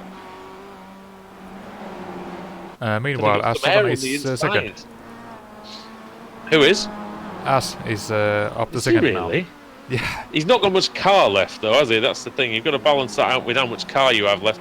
Nick Madson's been disqualified, as Adam Broughton Grant as well. Adam Hadfield's got 1 incident remaining, as does David Baker. Laura Bonds, 2 from being disqualified. Jimmy Rushworth is 3. Ash Simpson, Alex Simpson, Nathan Davis, Ash Sutton, and Alex Everett are all on 10. Wojciech Savidovic, I think, has just picked up his 9th one. In fact, Dave Baker has just been disqualified. Probably the first time in his life. So Adam Hadfield is one from demise at the moment. Yeah, for Baker it was just off-track incident that caused him. But he had the car just undrivable. Yeah, it's going to be very difficult for him to remain in the race, I think. Look at Mark Johnston and Stelian Chepelevsky. Look how close they are to each other. Oh man, the car is bottoming out all over the place. And they're behind Edwards, who's going well. I think what's happened is the pace has kind of evened out over a lap, because in a racing lap, Sam, I think most of the drivers are fairly close together, but Chepelevsky goes off slightly there. But I think race pace, the drivers are pretty much all doing the same pace, but some are having to work harder than others to... Oh, Hackerson's off and Sutton's into the lead, is he? Yes, he is. Also, Nicole Foggy is off. Got sideswiped by Carl Jansson. Janowski is off. Oh man, Foggy and Janssen, that's a Monday night dust-up from the World GTs. Oh, off into the wall, and that's quite a big hit for Foggy. Rear right might not be... Oh, and yeah, Janowski's round. Don't quite know. Also, Simpson is off. Don't know what quite happened to Julian Janowski. Let's have a look. Oh, he just loses it. Oh, he mashes the curb, and he smashes the wall. Let's have a look then. Simpson's been off, has he? I'm just going to follow it through and see. Might be with Cedric here, is it? Do these two have a crash, do they? Jack goes up the inside. Oh, Alex into the wall. Oh, the best overtaking attempt I've ever seen, to be honest. Who else is... Oh, Nathan Davis now up to 14 In fact, Davis is disqualified, I think. I think Laura Bond's disqualified. Alex Simpson's on 14 incidents. Yeah, we're getting close to the end up. That was a mistake. That was a costly mistake from Axon. It really was, because he had this one, I think. And Ash Sutton, he should have probably had the first one. He's got 5 incident points remaining. Just about what, third of a lap, in order to take home this race victory. Well, you can tell even he's struggling with the car. He's got so much damage, Sam. I'm not sure how he's going this quickly, you know. But so far he seems to be pulling away from Hackerson, who has his hands full defending his second position. No, sorry. Yeah, no, he has pulled the cap. It's Michael Hall who is defending hard for the third place. Yeah, Wojciech Svidovic is on his case. We're almost at the... Well, we're at the mini carousel here, so... It's not going to be too long then for Sutton, but Svidovic right on Hall. He's really got the pace in the late going here. See what he can do. He's just got Metzger... he's got... what's the last corner called? Galgenkopf to go. Can he get the slipstream? That's the question. Hackerson's too far back to get the slipstream off of Sutton, you would think. Maybe he's getting a slight one, actually. You know what? Sutton's got aero damage, hasn't he? 256, 257. Hackerson, 267. This might not be over, Sam. Yeah, Hackerson's really closing in. He gained half a second on that straight and... Massively closing. Increasingly, yeah. 261. I think Sutton's going to be all right. But that was not over, and he's... Oh, Hackerson, we know how fast he is to this final sector. He's giving it everything to catch Ash Sutton here. Into the last 2 corners. And Ash Sutton's surely going to come through. Is he going to make it through the last corner? He misses the wall. But he doesn't miss the checkered flag. Ash Sutton takes the win in race 2. Great driving, and great driving from Ben Hackerson as well. Just made that one mistake. It's very close on the line there between... Oh! Oh, that was Sutton. That was after the line. It was Hall, and I think it was Sutton got hit by Sakovic into Hall. Sutton had parked the car right after the finish line. Luckily, they've all made it across the line. Now, did Alex Simpson make it across the line? The answer is no. He was disqualified, and not many times he gets disqualified. I must admit, it's a bit like Dave on that front. There's loads of drivers, Sam, who just did not simply make it to the end. We'll see who does. We've still got a few coming across, actually. Rushworth, Crozier gained about 20 places here. That's a great result for Dave Crozier. 27th place, 21 positions gained for him. Chris Wood, 27 positions gained. He might be the biggest mover. Although he's not, because Adam Delmont, 33 places. Wow. Who else is going still? Scott Malcolm's coming down Nottingham Ho then. As is Alex Everett and Tristan Bodis and Martin Front. Who else? Pete New. Okay. Pete Yeah, I Newman's see that car. Let's have a look. Where's he steering? Let's see. You know what? He's steering fairly straight. It's just crabbing appallingly. He's just about keeping it on the straight. You know, your car's knackered when you can't really keep it in a straight line. But well done to Pete if he makes it. Let's see how he is on incidents. Oh, he's all right on incidents. He's only had 6 actually. It's crazy when your car looks like that and you've only had 6 incidents. But coming through. Can he make it is the question. I think he can, to be honest. It doesn't look too bad from on board. Oh my! Look at that thing. It's like Michael Jackson. Yeah, or oval car setup. He's coming through. Can he make it? This is the question. Yes, he can. Well done, Pete. That's excellent. Anybody else still going? I think Christian, Adam. Yeah, Christian Rose might be the last one, but Hadfield's run out of fuel, I think, has he? Oh no, he hasn't. He's just going very slowly. Oh, here comes Dima. And Dan Hadfield just beat Steamer to the line. I said just, he was 5 seconds ahead of him, but it looked close. And I think all the rest might be out. I think we're just waiting on a couple of drivers to... yeah, John Roberts. Still waiting on John Roberts. Where is he then? He's just about to come to the main straight. Backstreet. Oh, there we Heading go. home. Yeah. Oh, that's all right then. I thought he was in the first sector or something. That would have been a problem. Yeah, John Roberts coming down Nottingham then, trying to desperately get to the end and pick up some points. Be a good result for Roberts if he actually does. If he does get there, he'll get in a few places. Actually, he should do. Yeah, his car doesn't look all that bad compared to some of the other cars we've seen. Oh, it doesn't look good either, though. To be honest. I mean, it's going straight. He's sporting car 116 as well, which is what Ash Sutton, of course, was racing with when he won the BTCC last year. Here comes John then on the final corner.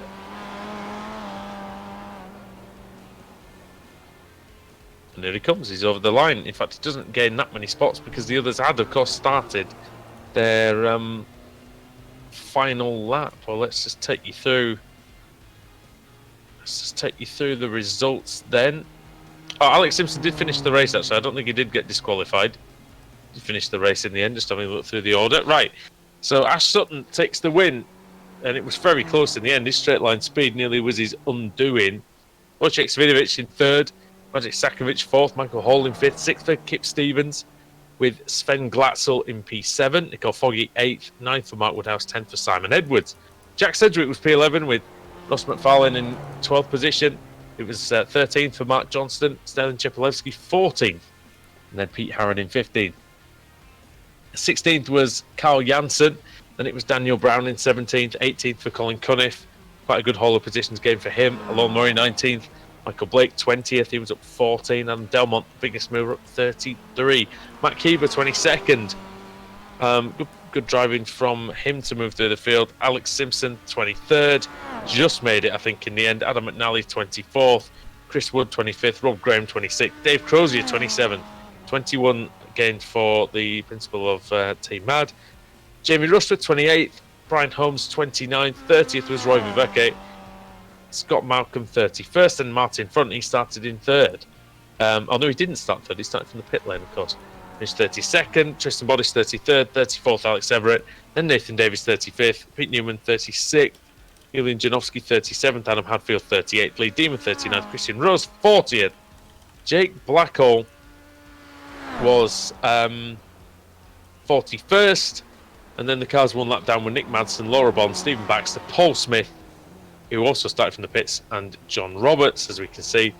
And then retirements, Dave Baker, Gareth Hickling, Adam Broughton-Grant, Craig Williams, Max Wright, Jack McIntyre, Rusty Laidler, and Johnny Brandon. Right then, Sam, the final reverse grid of the day is here, and we're going to see who's going to get onto pole for the final time tonight.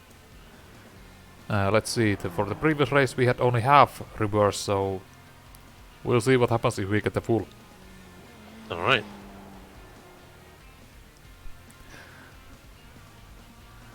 Is it gonna be full -2? Almost got the full. So full -2 is going to be Stephen Baxter. So bad news for our colleague Paul Smith as he just misses out by one place. But Stephen Baxter, well, he's going to start where he started in race one, on the front row, and it's going to be pole position this time. Laura Bond alongside him, then Nick Madsen, Jake Blackhall, Christian Rose in fifth. So you're going to have to stick around and watch this one when we return here at the Nordschleife for round 3 in the BSRTC.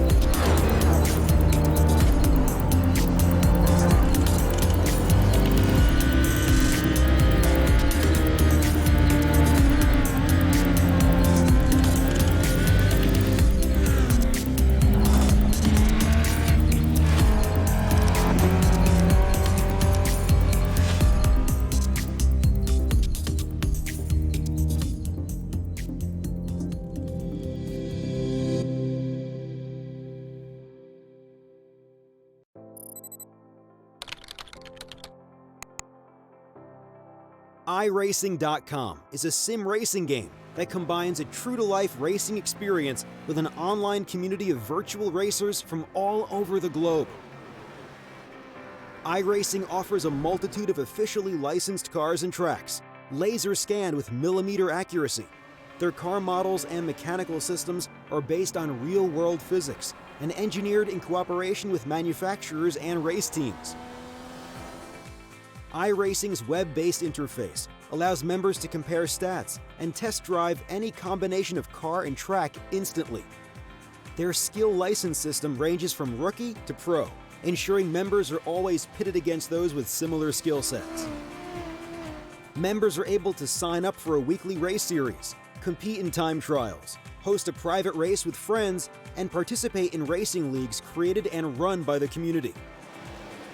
With over 60,000 members, iRacing works in partnership with renowned motorsport organizations like SRO Motorsports Group to deliver virtual races based on the real-life Blancpain GT series. iRacing's Blancpain Endurance Series features team racing, giving members the ability to build a team and participate in races ranging from 3 hours to 24 hours. Additional partners include NASCAR, IMSA, V8 Supercars, IndyCar, allowing members to race in their very own 24 hours of Spa, Bathurst 1000, Daytona 500, and many more. iRacing.com, delivering the most authentic racing experience short of getting into a real race car.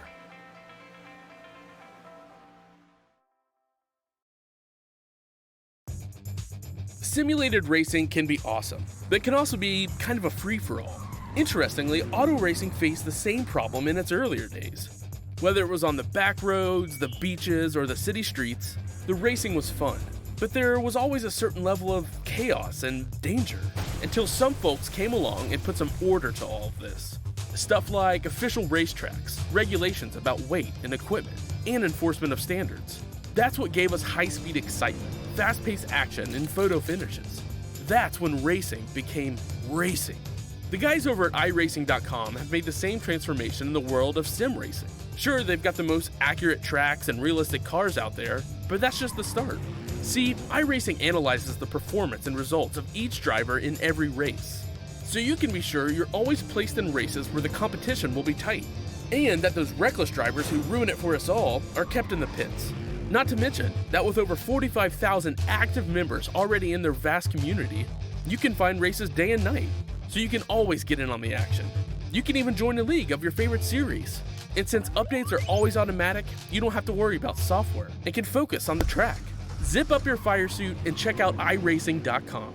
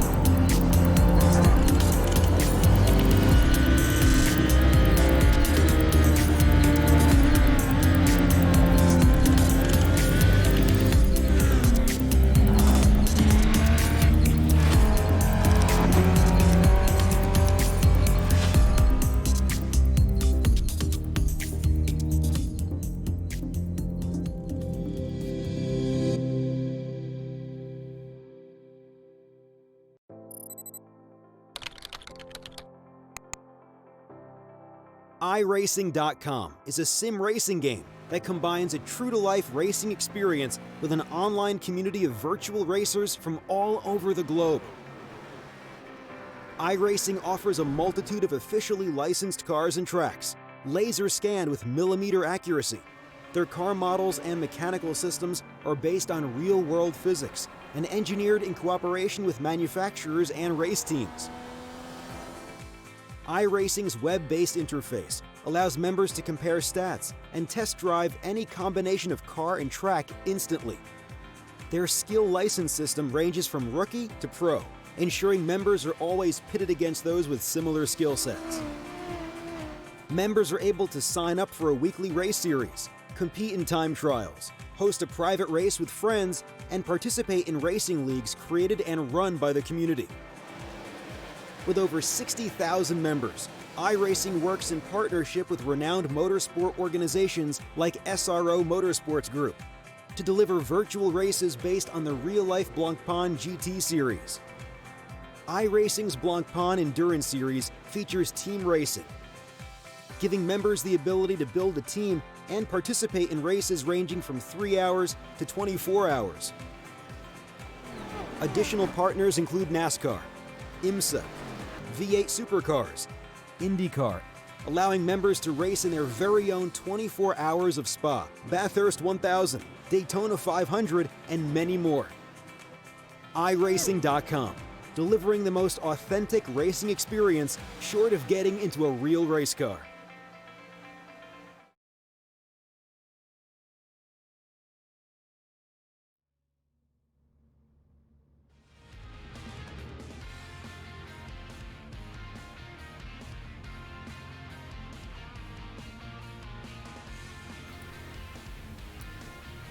Welcome back to the BSRTC at the Nordschleife in Germany. Andrew Woodhouse and Sam Kumo with you, bringing you all the action from what's been a really interesting meeting, actually. It's one of those, it's an odd meeting when we come here. It's a little unusual, but we do have some good action, and we've had two really good finishes, Sam. Yeah, first one, it was pretty much based on the we had good battles at the front. Second one, we only had the half reverse, so even that gave us plenty of action, so I just can't wait to see what happens here with the much bigger reverse grid. So we've got the rolling start this time, so might be a little bit of I don't know if that's a reaction to the pileup that we had or what, but to be honest, the rolling start around here doesn't really make a lot of difference, because turn one, you don't really get moves done into turn one. It's not like the Grand Prix layout where you see the drivers absolutely charging into that first hairpin. So see how we get on. Stephen Baxter on pole. Yeah, and Martin Front has started from the pits. He must have had a couple of penalties, I reckon. Front. Paul Smith started from the pits in the last race. I don't think he is this time, although he is quite a way down. The Incidentally, Ash Sutton is starting in 44th place. That's the race 2 winner. So I'm pretty sure he's not going to win this one. Let's be honest. If he does win this one, then I will hail him as an absolute god of motor, an all-time god of motor racing. If he can win from 44th place, I'm pretty sure it's impossible even for him. That's one that's really setting up to eat my words on that one. Stephen Baxter, though, was very quick in qualifying. He's going to be a big favourite here. See what he does as the pace car is in, and Stephen Baxter is away. Laura Bond in P2, trying just to stave off Nick Madsen for the first couple of corners to get into the Nordschleife proper. And there's a CQR Academy car having a little look up the inside of Madsen. That was Blackhole, and then Christian Rose was following through there behind. Alex Everett and going side by side with somebody, Adam Hadfield and Nathan Davies, quite close together. That might be a combustible situation, especially because Janowski's there as well. Alex Simpson has mercifully made it through the first couple of corners, and just behind him actually, Colin Cunniff and Adam Delmont going into battle. Around the outside, that's car 22. That would be Carl Janssen, I believe, as well. And yes, he's through, the World GT Champion. Yeah, and I think that was Janssen Van Janssen giving a small tap to Adam Delmont. So we'll see what happens after that. Yeah, we will indeed, because the Youth Energy drivers not always that keen on giving those positions up easily. Baxter leads then.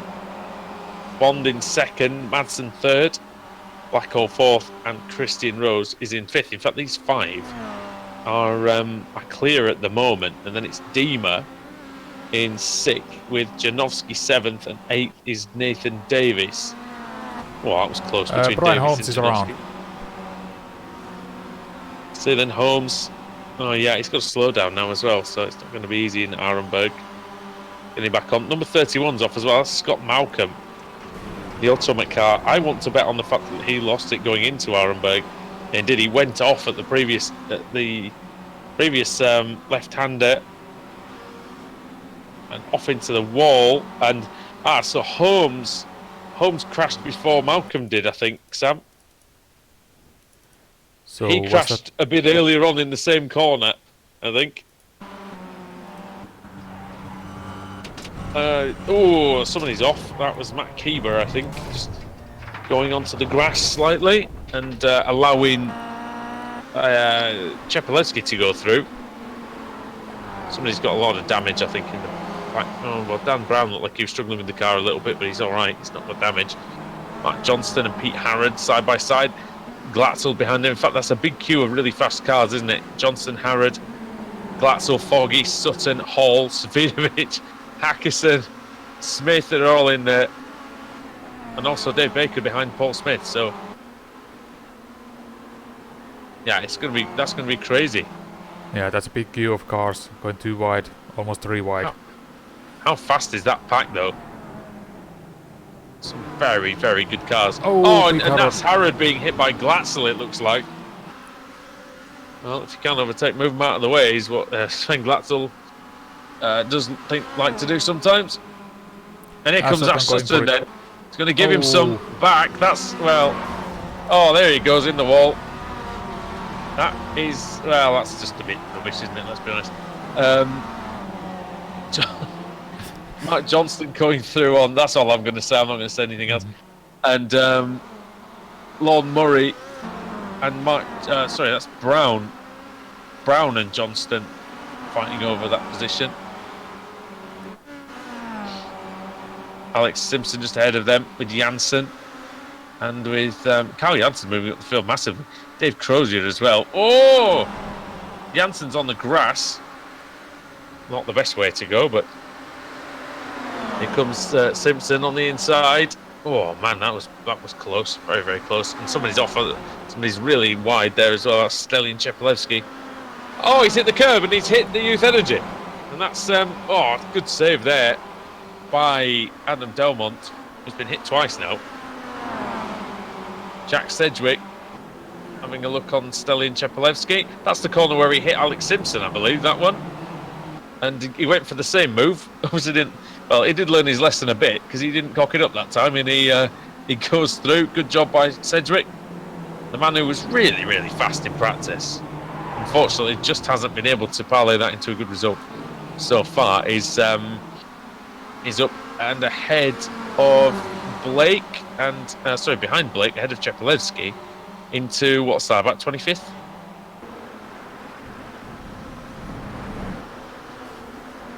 That's Blake at 22nd. Oh, there's a big crash. Who was that? Dan Brown. Oh, Dan Brown, that's behind. Oh, yeah. And it looks like his car is done. Did he get some help, or was he off on his own? I didn't quite see. I saw the end of it, but I saw. Oh yeah, he was returning. Oh, Davies into Bond. Davies turns Bond around. I could see that coming an absolute mile off, to be honest. I could see that really wasn't going to work. Davies just putting his nose there. He had no space. He had no room. And it was ultimately never going to work. I think that's a nailed-on penalty for the next race. Yeah, that was just Cap that was closing. It's not a very good move at all, really. Now, if you have the overlap going into the corner, you are entitled to some room, but he didn't have it. So, he Laura had absolutely no reason to give him the room, and he just put the nose. He didn't even really take the whole car into the corner. He just kind of just shoved a tiny fraction of it into the gap and hoped that it wouldn't end in contact. Now, Stephen Baxter, we do meanwhile. have people around here. Simpson is around. Oh, let's see what's happened then. And that's really strange. Oh, it's not. He got hit by that's Chris Wood, who doesn't normally hit things, I must admit. But Dave Crozier had crashed as well, Sam, just before that. About the same time as that, actually. Oh, Dave Crozier's crashed, and yeah, I'm not sure what happened there. Just looked like he lost the rear end. Stephen Baxter coming through to complete lap 1 then. Completely uninhibited. Let's see what sort of gap he's got. It's a big gap, I think. It looks like it's going to be... It's about 10 seconds. Where's Madsen gone? Is he still going, Madsen? No, he is. He's just dropped quite a way down the order. To 9th. Where he is? 9th. It was quick at the start of the lap, wasn't he? But not so much. Something happened to him on the Sector 8. He was about 5 seconds slower than everyone else. Oh, okay. So he's lost that time then. Christian Rose and Jake Blackhall are making some good hay for the CQR Academy team. 2nd and 3rd, looking good. Northern Lights Racing leading the way. Alex Everett's in there as well. Adam Hadfield, Julian Janowski, Pete Newman, Jamie Rushworth, Nick Madsen, and 10th is Nathan Davies. Roy Viveke 11th, and 12th is Adam McNally. 13th, Robert Graham. Then it's Jack Sedgwick, then it's Carl Jansen. Then it's Michael Blake, then Mark Johnston and Adam Delmont. 20th is Tristan Bodis. Head of Foggy and Svidovic. So top 20.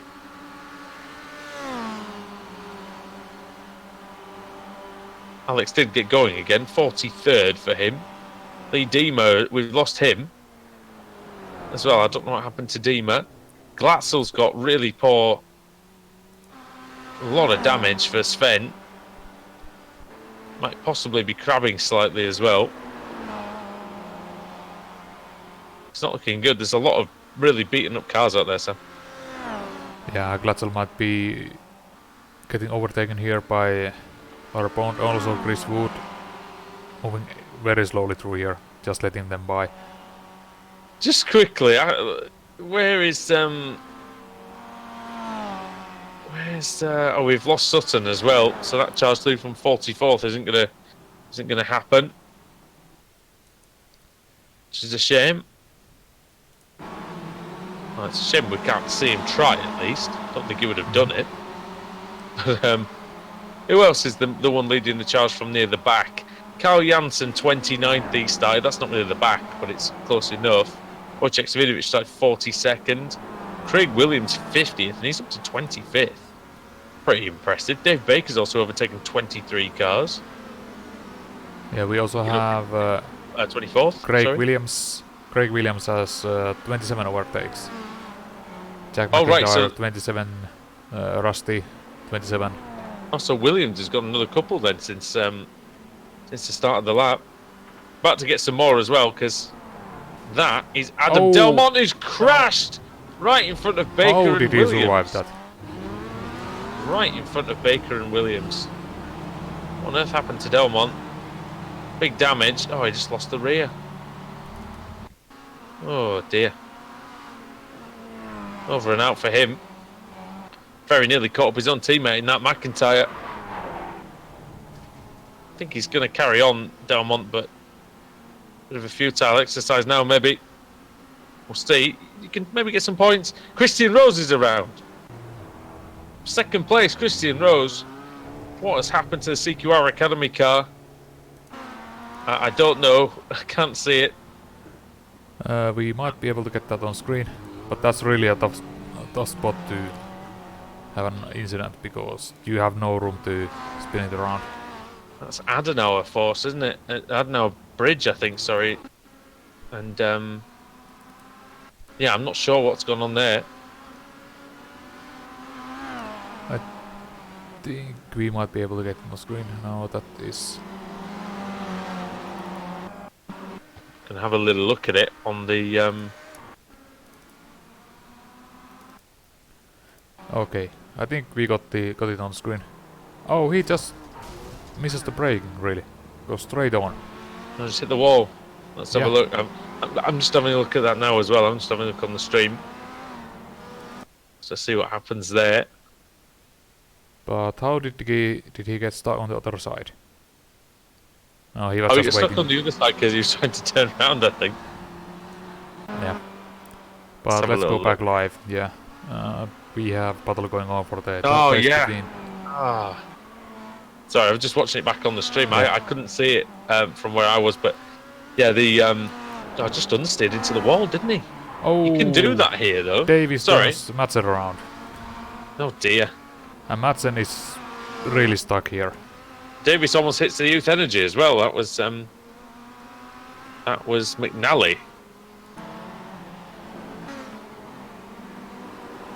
Let's have a look. Poor Nathan. He seems to get involved in a lot of things. Some his fault, some not. But there was something happening around Nathan Davis out there. Roy Viveke is going very well as well. It's in 10th place, I think, now. There's a battle going on behind him, Rob Graham and Michael Blake. It's good to see a lot of drivers, Sam, who don't normally get a lot of really glory at the front, at the sharp end of the top 15 up there. Yeah, I think like so far it's been just keeping it clean here, just minding your business and not being overly aggressive. Oh! Blake or Graham? Which No, one that was Graham, yeah. That was the ultimate knock-kill of Graham. Through goes Michael Blake in the Simortal car. Dear me. Well, Stephen Baxter then, just coming down Dottingham, and he's about to start the last lap. He's got a big lead, a really big lead, in fact. Yeah, You that's can barely 16 even seconds. see. Yeah, you can barely even see the others down Dottingham, and it's such a long straight.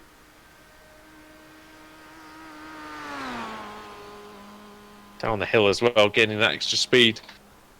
270 kilometers an hour in the Kia Optima. He slides through the last sector, does back. So this is where you don't want to make a mistake when you've got a big lead, Sam. This is where it could get quite embarrassing if you don't do it properly. Mm.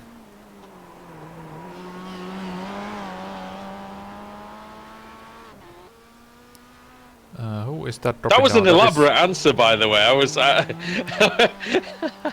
Yeah.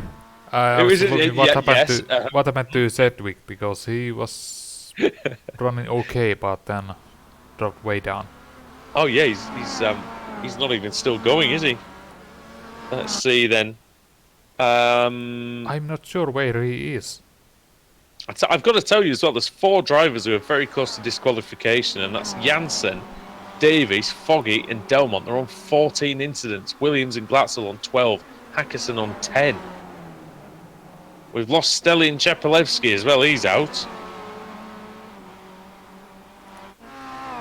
Dave Crozier's in the pits. Colin Cunniff's in the pits.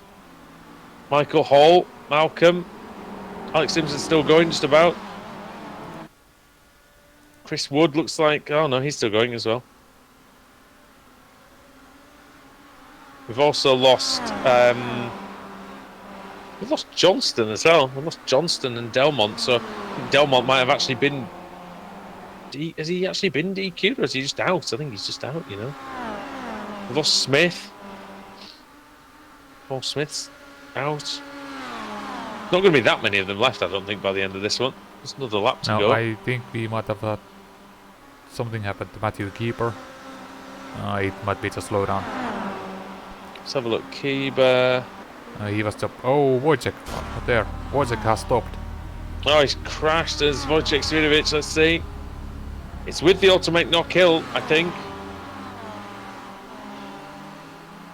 Oh yeah, he's with number 20. It's Roy Viverke who's involved in that one. I did not see the beginning of it, unfortunately. I just saw the end of it. And Viverke goes absolutely flying up into the air. And I think he went in the trees. Yep, That's the end of him. Viverke has retired to the pits. So I think he was forced. I think he was forced into the pits. That was a bit of a fast tour. That was a forced tour. That was yeah. That was you've gone in the trees and we're sending you back to the pit lane. That's when you know it's not going your way, when you end up in the branches. Now, Michael Blake's having a good race. He started. Oh, he's just gone off. Dear me, don't do that to me. Do not do that to me. That's at Metzgerfeld, which is one of the most difficult parts of the course, I think. But yeah, he very nearly did the ultimate commentator's curse. But he's up 15 positions. He's up into 10th place. He's going well, and he's chasing down Nathan Davies, who's only got one incident point remaining. So you would think, Sam, that when Blake gets to him, you'd think he'd be able to go through because Davies won't want any contact. yeah, you would think so, but we'll see. Well, he shouldn't also, want any contact. Yeah, that's true, but I don't know. Does he know how many incident points he has? He should know how many he's got. I don't know. You'd think he would have seen it, but you never know. We all get confused sometimes. You just put the tape over your monitor to hide it, because you don't want to know. Because who cares how many we've got? Yeah, exactly. Wojciech Svidovic, incidentally, is up to 13. Craig Williams is on 12, as is Glatzel. Hackerson 10. So anybody who's kept it clean so far? Pete Newman, Stephen Baxter, our leader, Rusty Laidler. Rusty Laidler's kept it clean. Well done to him. Michael Blake and Alex Everett. How did Michael Blake not get an incident point for going off the track when we saw him? It mustn't have been all four wheels, but yeah, wasn't sure he was going to get an incident for that. Yeah, somehow not. It's not too far to go for Baxter now. He's at the carousel. About halfway through, I think. Yeah, that's about right, I think. This is the part of the lap we were talking on between races. This is the part of the lap that I don't really know super well. I mean, I know it, but just not off by heart. I just forget which corner. I recognise most of the corners, but I just forget which one's coming next. I forget which order they go in. So,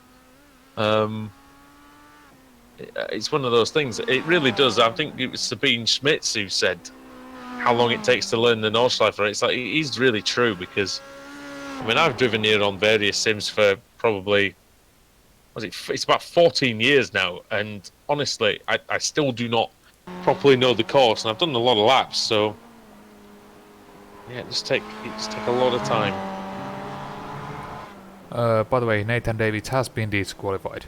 Oh, well, I think to be honest, I think it was bound to happen on this race because of how he was going in the early stages. Carl Janssen doesn't want another incident point. You can tell he really doesn't, because he's just absolutely fighting this car to make sure he does not get another point. And he's ahead of Nico Foggy, who also doesn't have any points left. Adam Delmont's in the pits. Wonder if he's been DQ'd. That's possible, isn't it? Maybe he's just retired. Foggy absolutely giving it some, trying to stay ahead. Sorry, trying to get past Janssen. But these two are going to end up getting disqualified if they're not careful, I think. And how about Pete Harrod? How many points does he have? Pete Harrod has 5. Okay. So he's got plenty left if he wants it. Stephen Baxter doesn't really have plenty left though at the moment, because he's just coming from Galgenkopf, and he's going to go into Dottinghoe now with a massive lead. It's over 20 seconds, I think. Oh, that is Michael Blake off. Oh, that's the first one for Blake. Yeah. That's the first incident of the race. Oh, Janowski went off. Oh no, what's he doing? Well, I think he tried to get off the line, but that is onto the line. Michael Blake's going to be furious with that, I would imagine. But here comes Stephen Baxter then. It's funny, we went and saw a whole incident in the time it's taken Baxter to get down the straight. That's how long the straight is. And here we go into the final sector then, this blindingly fast left and right. And then the tricky end to the lap. Stephen Baxter has driven an absolute masterclass. He started on the front row earlier on. And but this time he ends on the top step of the podium. Round 3 here at the Nordschleife. Oh, there Goes to is a Stephen lot Baxter. happening. Synchronized spinning with the CQR Academy cars. And who makes it to the second? That is Adam. Pete Newman and Blackwell, yeah. Yeah. Oh yeah, it was synchronized spinning. What happened? Okay, so we're going to have to go back and have a little look at Yeah, this we will then, have to go there. because Everett is involved. Let's see. Oh, does Blackwell just kind of squeeze Everett down onto the curb? And then, yeah, you're right, it just goes to pot for them.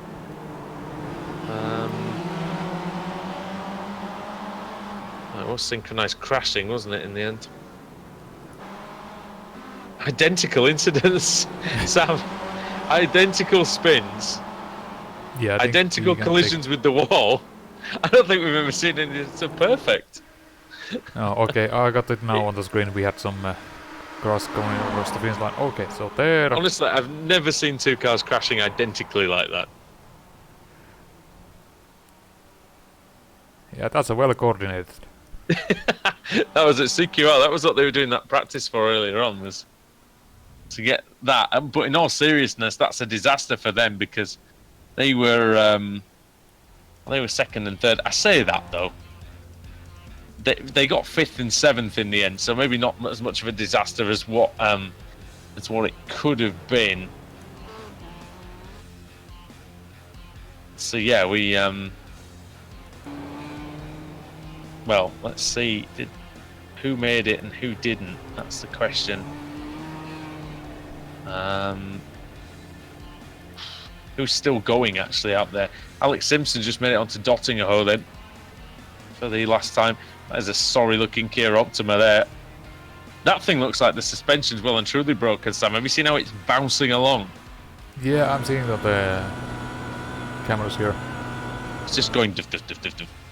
It's bottoming It's gonna out be everywhere. interesting under braking. Has he got any incident points left? I hope he has for his sake. Oh, he's all right. He's got another 6 incident points, so it shouldn't go to pot for him, even if he does crash. Let's see if he does. Oh yeah. Oh man. Yeah. He's taking that very easy. I don't blame him. That's well done. In the end, he's not too far ahead of Chris Wood, I don't think. No, not really. Wood's car looks like it's handling badly in a different way. Alex comes across then and gets 33rd place. Gained some positions on the last lap. We did lose Nathan Davis, as you said. Roy Viverke out. Wojciech Svidovic, did he get to the end? I think he was out as well, you know. Svidovic. Laura Bond out on the last lap. Scott Malcolm still going down Dottingerho. I think we lost Paul Smith as well. Then Adam Delmont, who I believe was disqualified. Yeah, well, no, he wasn't actually, but just out. Craig Williams, I think, was disqualified as well, was he? It's a 16 incidents for him. Oh no, he finished in 13th place. It must be incidents after the race, I imagine that was. Yeah, most likely. We still have Michael Hall is the last car to come across the finish line. Oh, here he comes then. Michael Hall just about goes through to finish as 1 lap down. Okay, now I'm going to take you through the finishing order then for round 3 of the evening here at the Nordschleife. Stephen Baxter takes the win by nearly 20 seconds. That was a great performance. One of the best we've seen all season, I think. Adam Hadfield in P2, Alex Everett 3rd. Then it's Jamie Rush with Pete Newman, Adam McNally, Jake Blackhall, Pete Harrod with a strong performance again, Carl Janssen, and Jack McIntyre, who again 42 places ahead, or in 10th, ahead of Rob Graham and Nico Foggy. Then it was Craig Williams up 37. Another 37 was gained by Rusty Layler in 16th. He finished behind Julian Janowski and John Roberts. And John Roberts gained 31 places. Ben Hackson up to 17th. Then Lon Murray, Magic Sakovic, 31 gain for Max Wright, and Ross McFarlane, Martin Front, Michael Blake, Kip Stevens, Dave Baker, Tristan Bodis, Sven Glatzel, Brian Holmes, Mark Woodhouse, Matt Keeber, Christian Rose, Adam Broughton Grant, Alex Simpson, Chris Wood, Laura Bond. Wojciech Savidovic actually was classified in 36th, and then Scott Malcolm in 37th.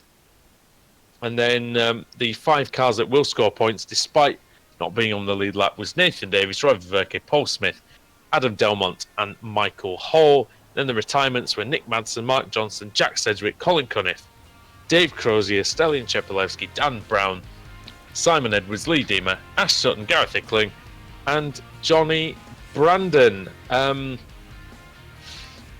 Right, Sam, we have run over quite substantially tonight, I believe. So I think we might have to call it a day on that one. Yeah, that might be it. We do have some guys waiting for interviews, so I mean, we could have time for one. Yeah. Who should we get then? I think you finished. Let's have a little look. McNally, I think. We haven't spoken to him for a while.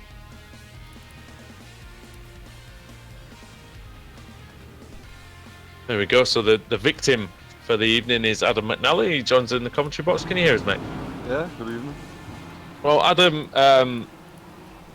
it's the Nordschleife, isn't it? So it's always a bit of an odd one. But how did you?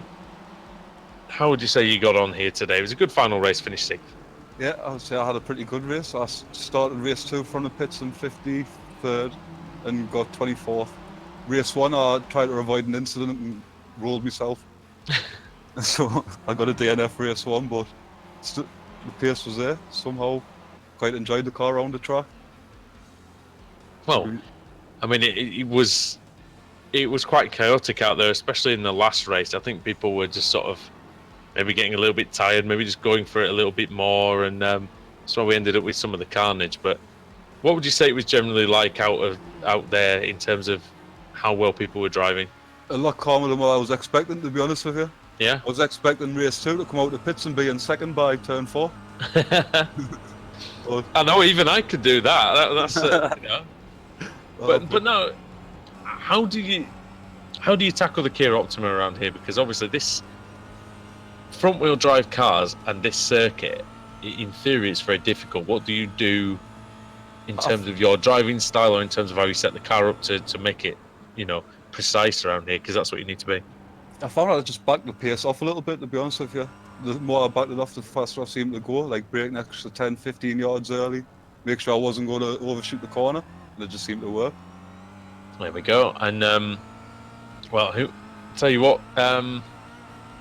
it was it was like some good points, some bad points day for your team really today, but you want to give a thanks to the sponsors and to team and friends and family and the like? Yeah, just like to give a big shout out to you for doing the broadcasts and everyone that does all the work behind the scenes at the BSR, and also Youth Energy Drink, Tom's Vehicle Detailing, Racing Mentor, and the Prio Premature Baby Foundation, and Motorsport Days Live, and that's it really. Thanks.